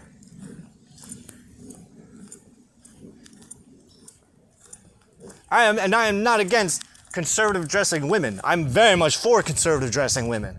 Because one, what do you want to see my wife's legs for? What the fuck? The fuck are you? What are you doing, bud? Like, that was one of the most annoying things to me when I was married. I can't help the jealous part because I knew I had a really hot wife, but it was just at the same time like, yo, this nigga, he's talking, I see this motherfucker talking to you, but I say this shit to her too. Like, what the fuck is this guy? Like, he's talking to you, but when I walk down the street, this nigga doesn't even look at me. He won't even look at my direction. But he's Mr. fucking Chatty Cathy when you're walking down the street. We had this one fucking dude. He's a little fucking scrawny guy, and he was a teacher. Ugh. And I used to see them, and she used to tell me all the time. She's like, this guy, he fucking talks to me all the time. But we were walking one day, it was me and her, and he was walking with his wife, and he didn't even look at my wife. He kind of looked down. And we both laughed, because it's like, yo, this nigga, he could do it. What? He's either not talking to you because I'm there, even though he did talk to her when I was there, so it's not like he never did before. But this time, his wife was there, and I've never talked to his wife, and as far as I'd never seen my wife talk to his wife. So his wife's with him, and he's zip. But at the same time, at the exact same time, and my wife and I, we used to laugh about this too. The vigor and enthusiasm that he would have while talking to my wife was not the same enthusiasm and or vigor that he had when talking to me. So I had not to mention, I have no interest in this shit. I don't like teachers. Plus, at that time, I was really embarrassed by my career. So I was one of those people that thought like the more money you make, the more job security you have, the better off you are. Because I don't have an education, and I know that's teachers, despite the fact that I don't like teachers, I don't like that profession.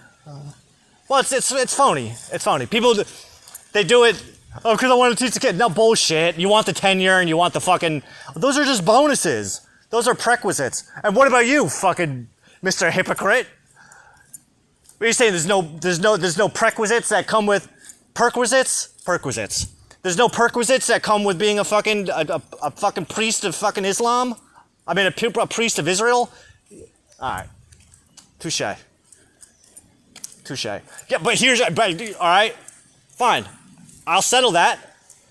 But there ain't no kingdom. Where's the nation of Israel? And don't say the fucking state of Israel, because the state of Israel is not the nation of Israel. The state of Israel is man-made. That's an idol, by the way. What the Jews and Hamas are doing right now, I don't know if people can. I don't know if there's any hair splitters like me, because I've been watching this whole thing with God the whole time.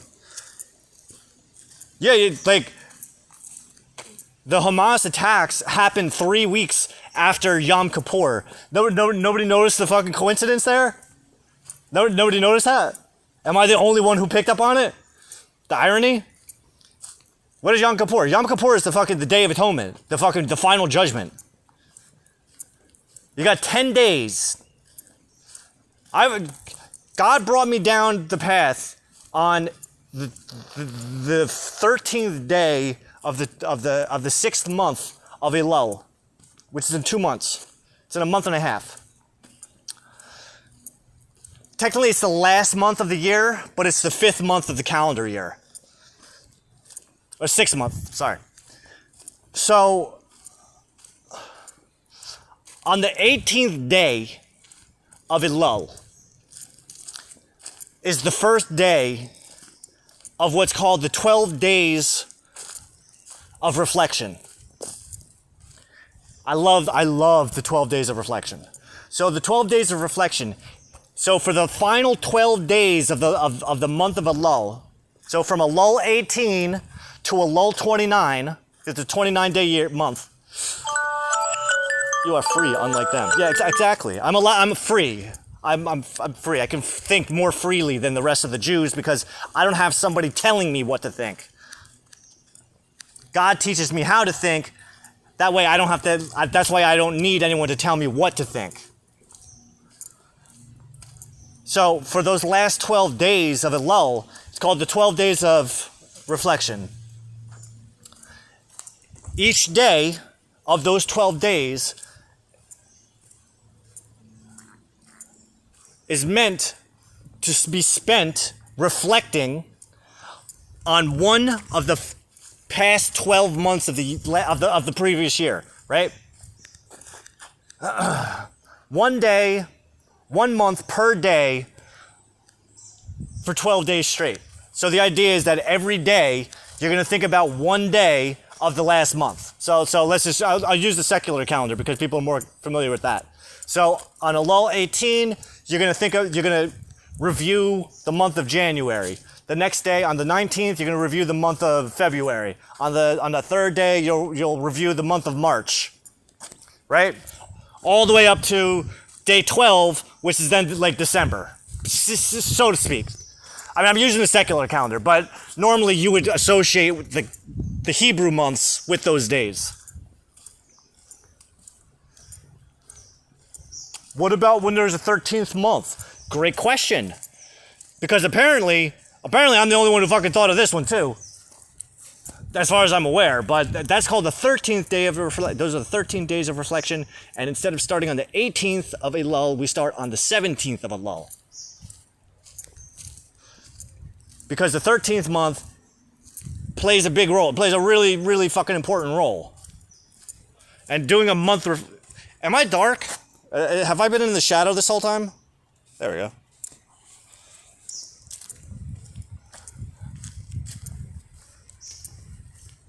I just heard someone complaining about that.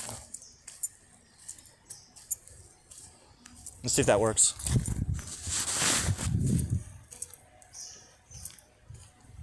Right? Okay. So you get the last 12 days of the month, you spend reflecting on one of the last 12 months, one of the last months of the last year, last 12 months of the last year.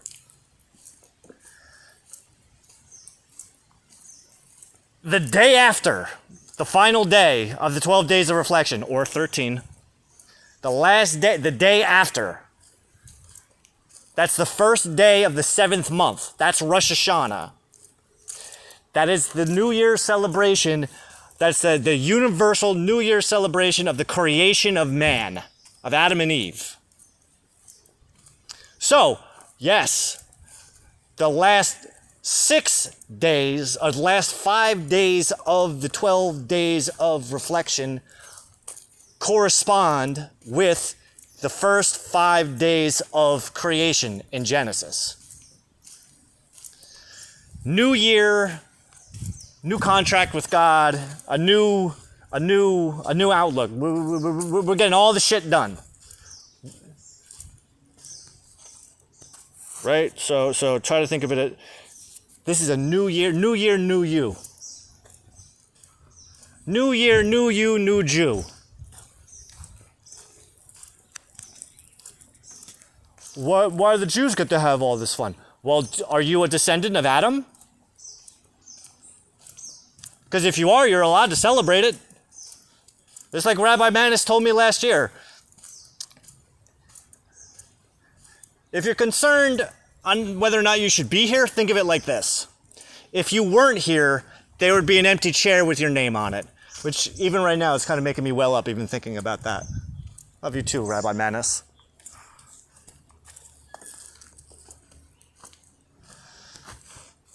Now, Rosh Hashanah is the first day. It's the new year. Now, there's a lot of numbers going on here. The first day of the 10 days of atonement.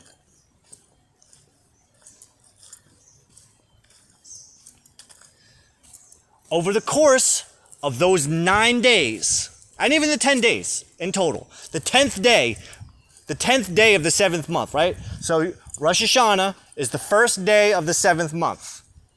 Yom Kippur is the 10th day of the 7th month. So we got a whole fucking 10 days of this. It ain't gonna be easy. Those are the 10 days of atonement. The 10 days of awe. Because right now, we just got done. We just spent the last 12 days going over the last year.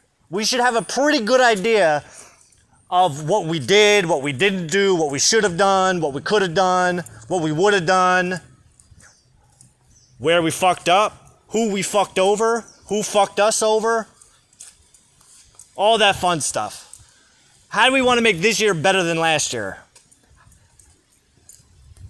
Now, the days of awe, what we want to do during the days of awe is we are atoning for our sins. We're repenting for all the shit that we did, all the shit that we didn't do, all the shit that we should have done, all the shit that we could have done, all the shit that we would have done.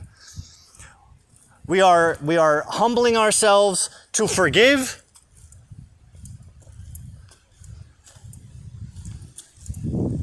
and to apologize. Not just to the people that we fucked over, not just to the people that fucked us over, but most importantly to ourselves and to God. Now, I know some people will argue that only God has the power to forgive. Bullshit, because I forgive you too. Just like I forgive myself. That's the most important one. I forgive you. I forgive you. God.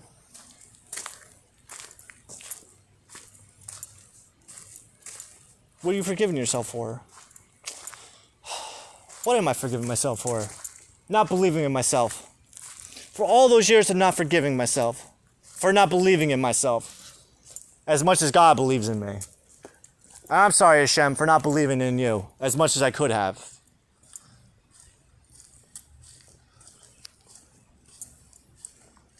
Don't worry, my boy. I love you too. I love you too, Hashem.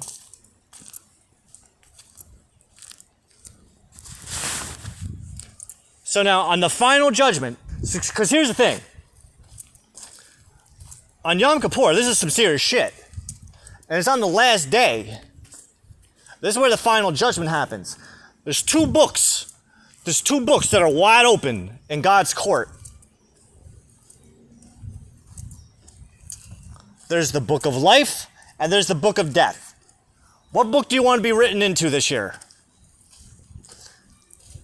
The book, think of it like Santa Claus's the naughty and nice list. The naughty and nice list are the Santa Claus equivalent to God's book of life and book of death. Now the naughty boys and girls are getting written into the book of death. The good little boys and girls are getting written into the book of life. So you better start atoning, because this is serious shit. Because you fucked up and you already know what you did. You're the one trying to fucking hide from it like it's a fucking plague. But there ain't no hiding from it. Like Jesus said, everything that's done in the dark is going to be coming up to the light. Don't worry about it. Everyone's going to find out.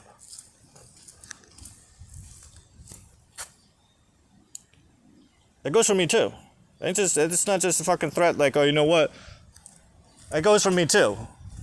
That's why I try to do my best. It's called tshuva. Tshuva, it means is repentance in Hebrew. It means to return back to God by accepting the guilt, shame, and fear of our actions. Not hiding from that shit, facing it head on. Yeah, I did it. Yep. I punched my son when he was an infant. Punched him in the chest. Yeah, I killed my dog. I hung her. I used a fence and her choke chain to fucking strangle her. And then I dragged her lifeless body into the woods. And I didn't even bury her. But I did bring a knife with me just in case it didn't work and I had to stab her. But I didn't stab her because I didn't have it in me. So she probably suffered for the last little bit of her life. Well, obviously. But she might not have been fully dead. Wow. No, I didn't hit the boy full force because there was a force field that stopped me. Probably hit the magic, kind of like how Voldemort couldn't kill Harry Potter. The same thing was going on. My inner Voldemort was coming out. Well, the best I can tell you is that I went into autopilot mode. Like, I was just in observer mode. I didn't know what the fuck was going on until it happened. And I went, what the fuck? Oh my God. What are you, out of your fucking mind? Well, at least you caught yourself. Yeah. Did you ever do it again? No. No, that's why I did it to the dog. That's why I used to abuse the dog. I wasn't even abusing the dog. It was directing that energy. That energy needed to come out. Do I beat them or do I beat the dog? Put it into the dog. Don't do it to the kid and don't do it to the wife. All right, fair.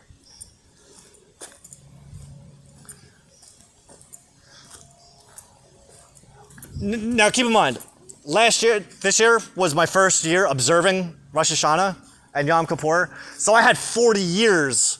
I have 40 years worth of dirt that I had to uncover. So 10 days. And Hashem, thank you Hashem for being so patient with me. But like once we got to Yom Kippur, ask Hashem. Like I told all the other Jews, I was there in the astral, and I even said, like, you guys go first because I'm gonna be a little while. I'm gonna go to the end of the line.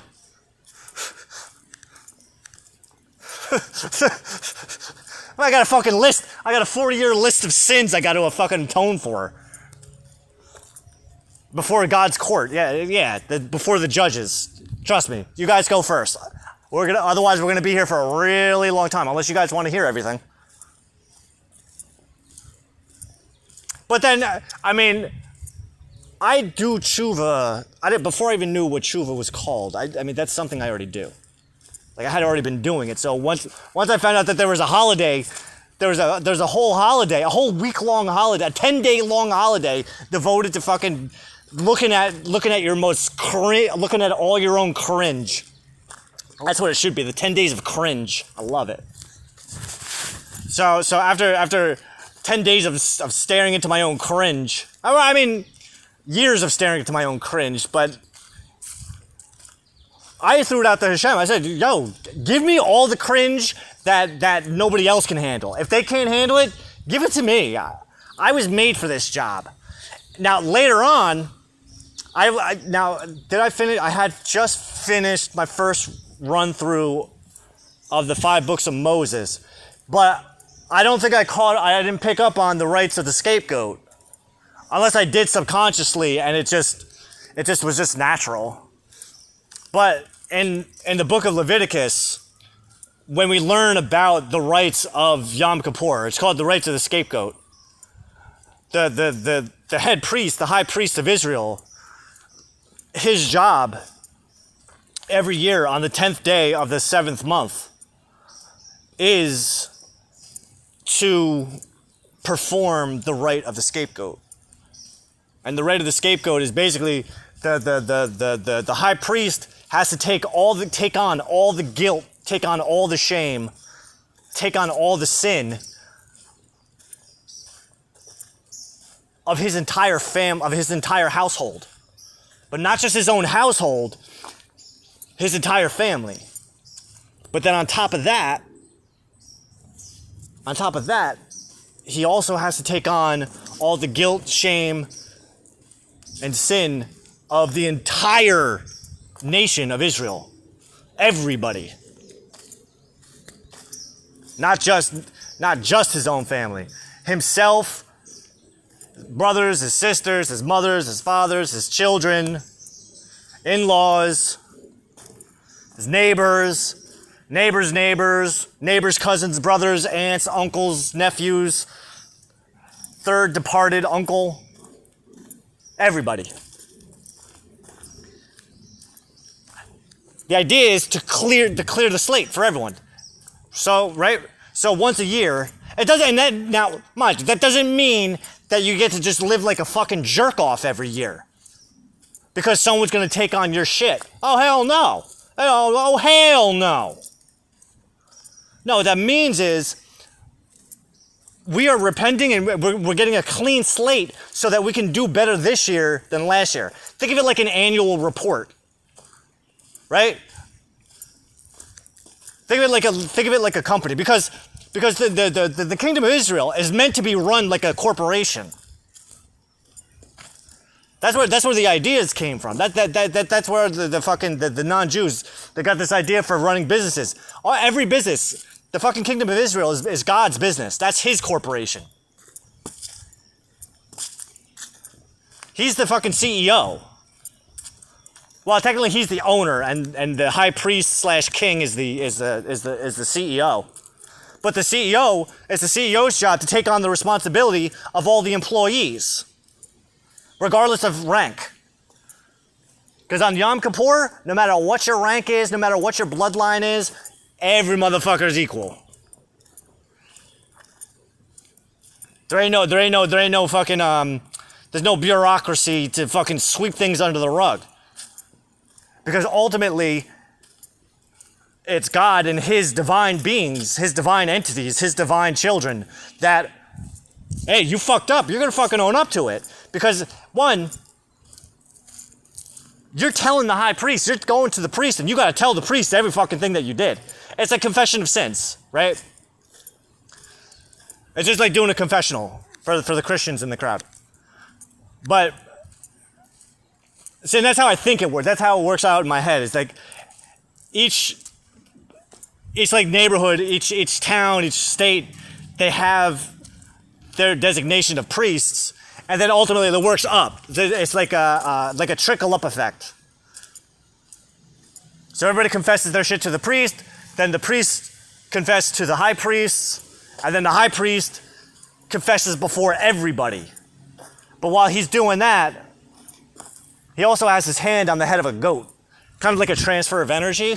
You know, it's like, but now we're cleaning the slate. Now we know, now everybody knows everybody's dirty business. Which is good. Because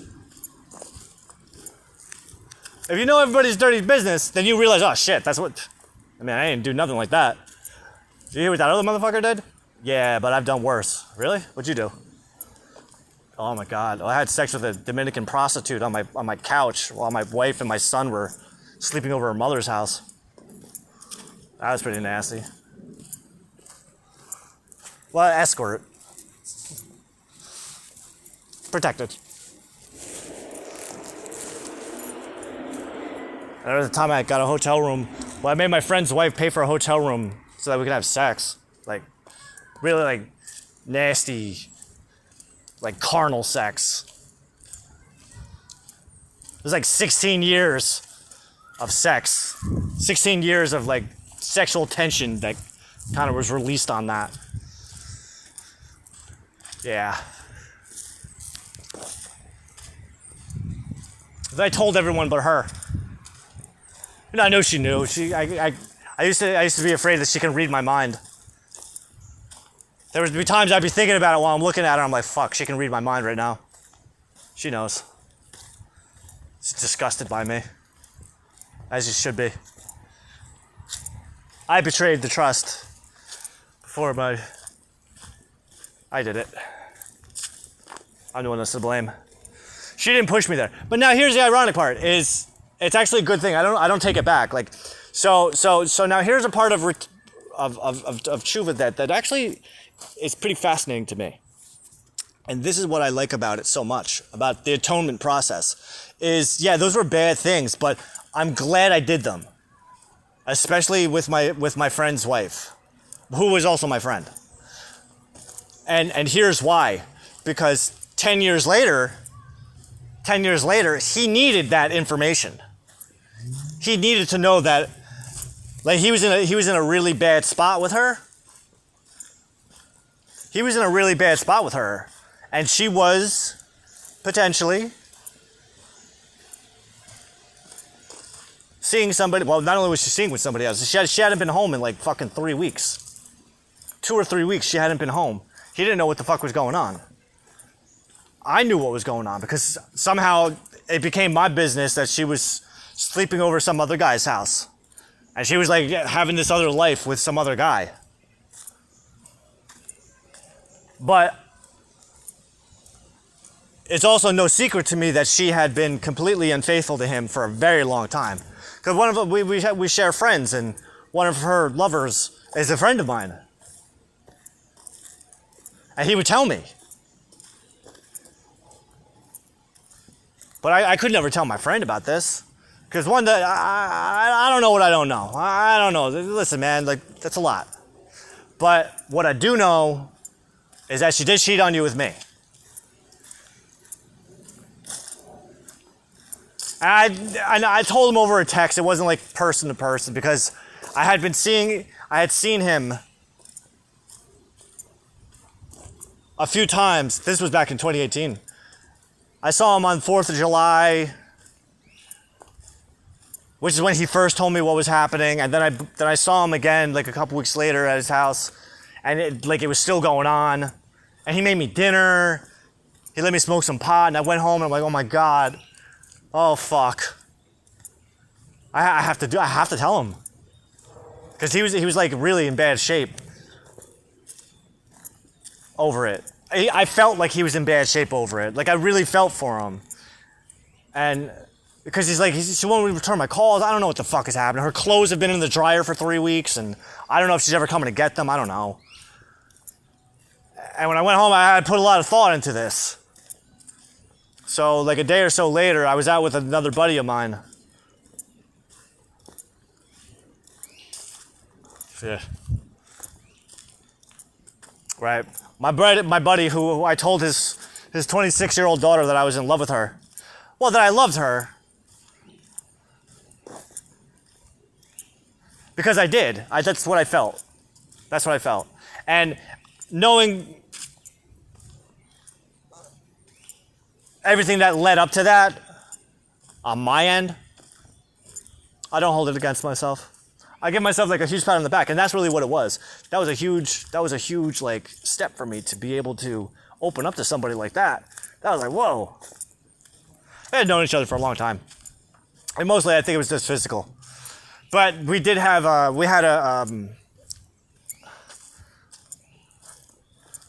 did a card reading for her, like a 4-hour card reading, which normally when I was used to do cards for people, this shit was only like an hour. This time this was like 4 hours. I never spent that much time alone with her before. I never spent any time alone with her before. But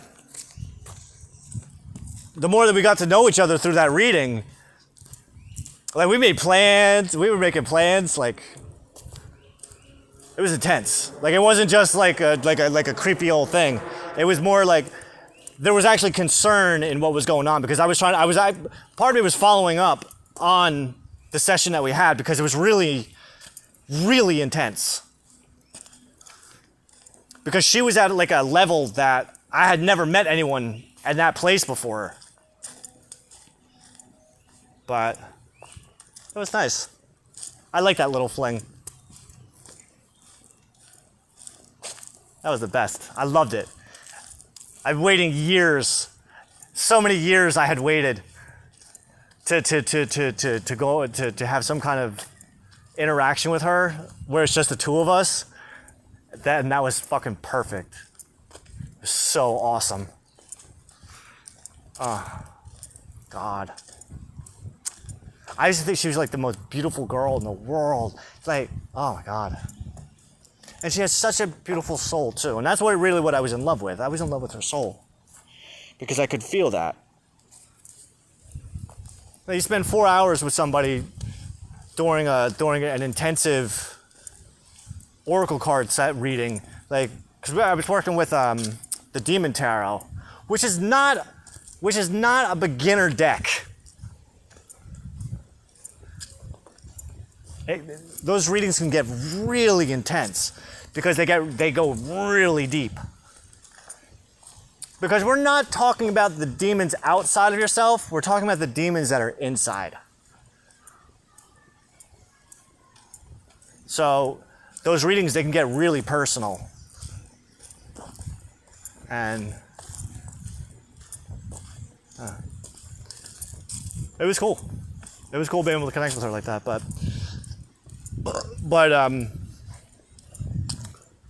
I eventually had to admit to my friend too what happened between us, because I did get in trouble in that she thought I was stalking her. I believe she thought I was stalking her. And you know what? Fuck it, I was. Thank you, Hashem. Because God told me, I remember this. Keep an eye on her because nobody else understands her the way that you understand her. So if anyone thinks that it's stalking or that you're doing anything bad, they can go fuck themselves, because really what you were doing was looking out for a friend who didn't have anyone like you, just like you didn't have anyone like them. So, and even when I said I love you, this isn't meant to be some scheme to get in your pants. What this is me demonstrating that I have an idea of where you're coming from, where you're at.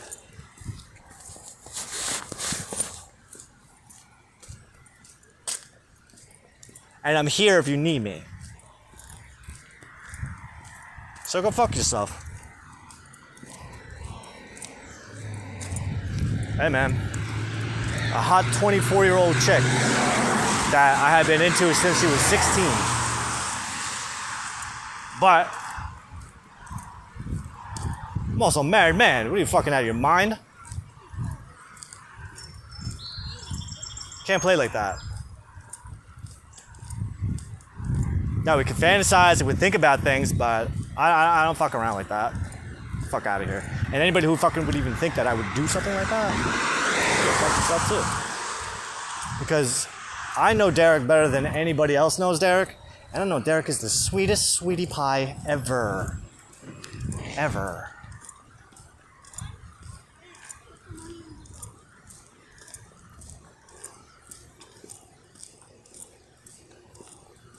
Shit, man. I get a fucking lemonade stand. Well, I need to come up with $4 so I can buy some flour. $13 so I can buy a pack of cigarettes.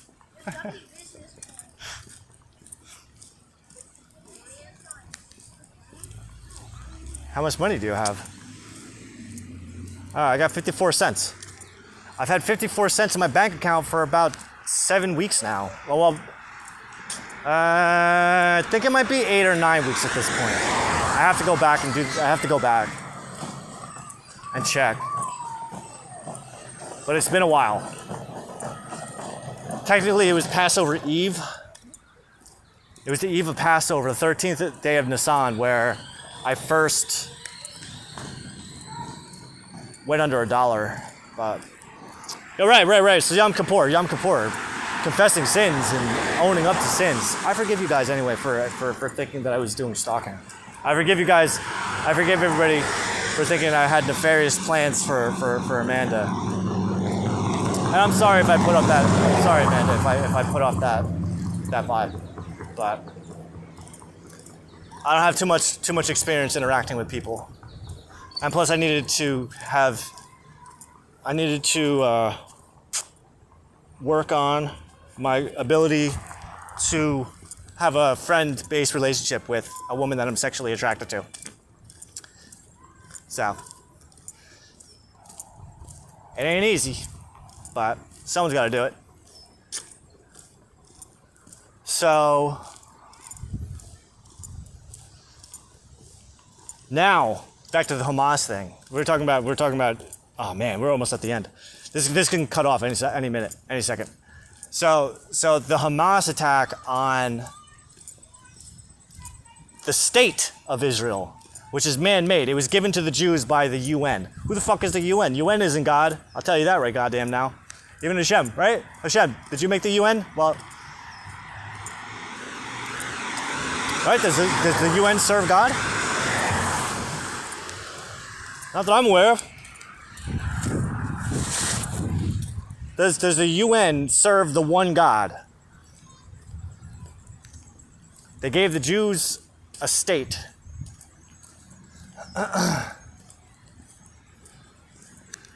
That state, the Jews idolize that state because they believe that it is deserved to them. That land. Because it was promised to Abraham. But if we go in the Bible, God said, this is my land. This isn't your land. Not to mention the fact that, well, I mean, Hashem, I don't know. What's the deal? Because my thought is this. If the Jews, the Israelites right now, the people of Israel, if they had the divine right to that land, why is it that Hamas comes 2 weeks after Yom Kippur, after the final judgment? The final judgment of the Jewish people is on Yom Kippur, the 10th day. And then 2 weeks later, Hamas attacks Israel, the state of Israel. I don't believe in coincidences. I know there's no coincidences. So, and even the Jews who stand up to it, they don't. You're not. Nobody at all considered that maybe that's punishment. That the state of Israel got signed into the book of death. That the Jewish people, that predominantly the Jewish people got signed into the book of death instead of the book of life this year. Because maybe not everybody was confessing, not everybody repented. Is that possible? Is that impossible? That the people who needed to be repenting the most did the least amount of repenting because of hypocrisy? How many hypocrites are there at the highest echelons of the Jewish nation? And I don't just mean just the Orthodox, I mean collectively. Because there's lots of types of different Jews. What about the Israelite government, right? That's a Jewish government. How much hypocrisy is going on there? You can put on tefillin all day long, motherfucker. Netanyahu. We share genetic markers.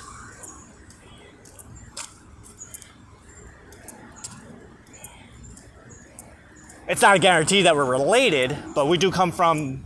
We have shared ancestry to one degree or another. So that's how I know I got Jew blood running through me. Now, do I have hypocrite Jew blood running through me? That's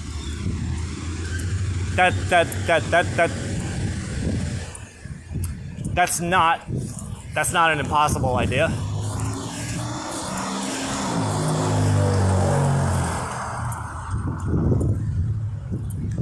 I don't trust government officials. I also don't trust. I got a thing about Jews who put more faith in the works of man than they do in the works of God.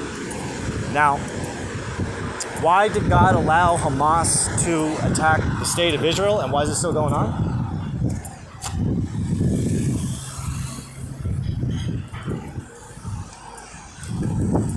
Because someone isn't doing the right thing.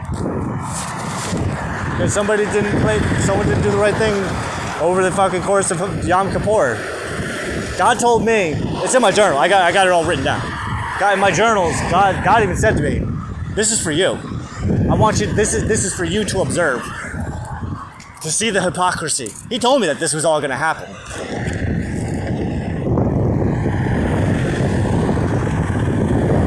That the reason that Hamas was able to attack Israel is because the Jews, who claim to have right over the land of Israel because the UN gave it to them, don't really have the right that they say they have.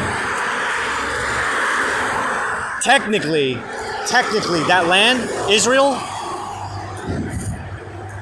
belongs to the Samaritans.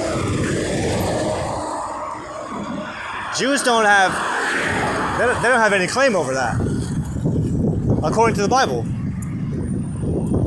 Because we learn in Kings 1 that God evicted the line of David, Judah. God evicted Judah from the land of Israel. It's in Kings 1.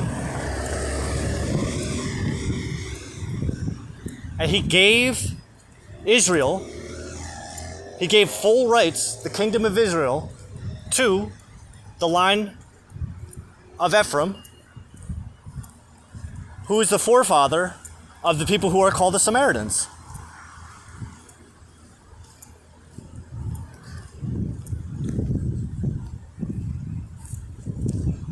This is all in the Bible. It's also in Ezekiel. It's in Joshua. It's in Jeremiah. It's in Isaiah. Like,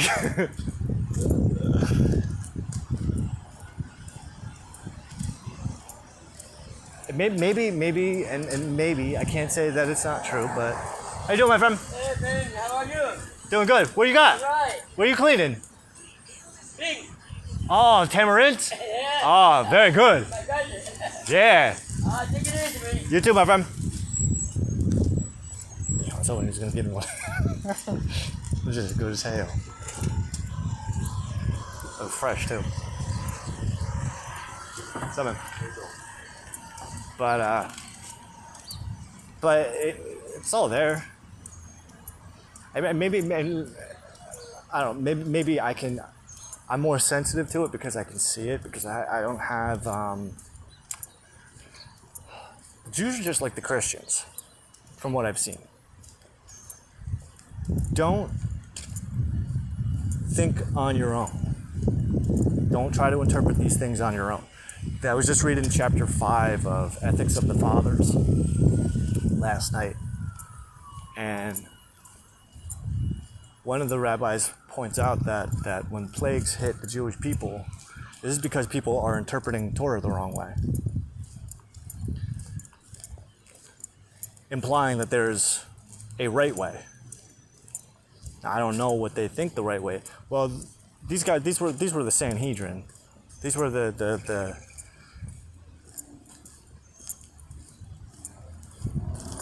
correct me if I'm wrong, but the rabbis today are the descendants of the Pharisees.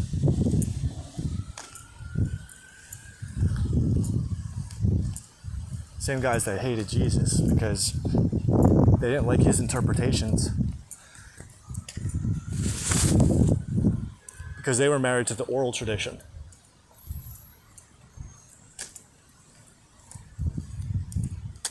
Where Jesus was allowing God to interpret.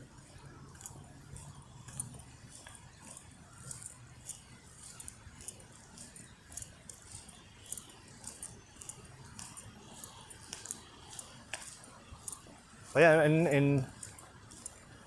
in Jeremiah, Isaiah, and in Ezekiel, it all talks about how the bloodline of Ephraim and Judah need to be Judah/David. Well, Joseph and Ephraim, Joseph/Ephraim, David/Judah. How those two have to hug it out, make nice, be friends. But predominantly through history, the Jews hate the Samaritans. Half-breeds, they call them. But those half-breeds, Ephraim was a half-breed. Ephraim's mother was Egyptian. So the Samaritans are considered like pagans. Israeli pagans.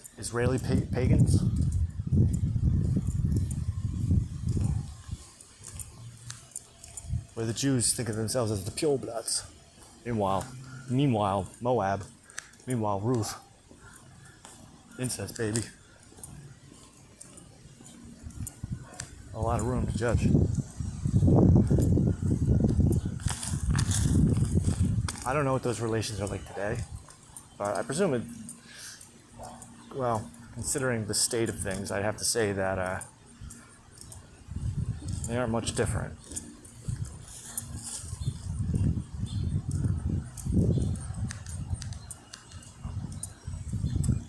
So basically, this idea has come into my mind is, and even if we want to take away the whole Jew versus Samaritan, what it really comes down to is a marriage of paganism and monotheism and Abrahamism, which is a big concept. Not many people, like, that's a hard one for some people. You can't have one God and then there'll be lots of gods. Yeah, you can. All the pagan gods, those are the idols that the one God tells us not to worship. Tells us not to worship. It doesn't tell nobody else. Everybody else is free to do whatever the fuck they want. It's just, you gotta recognize that the one is the boss of the many. Whether you like it or not.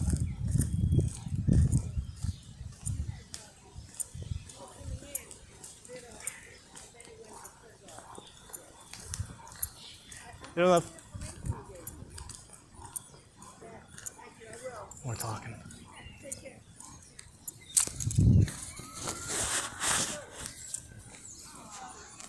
Where are we at? 214?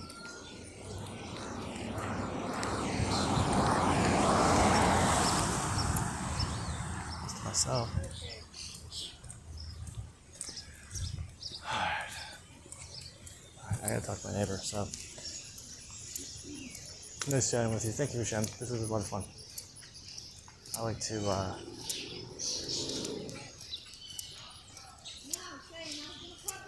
flex my muscles.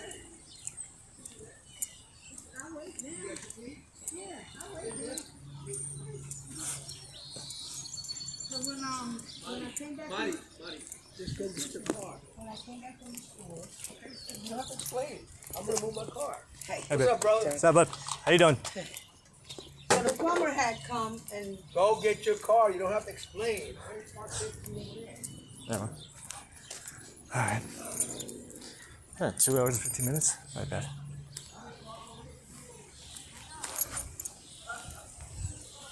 Thank you, Hashem. This was really fun. Do I feel like I accomplished anything? Of course I did. Look at that shit ton done.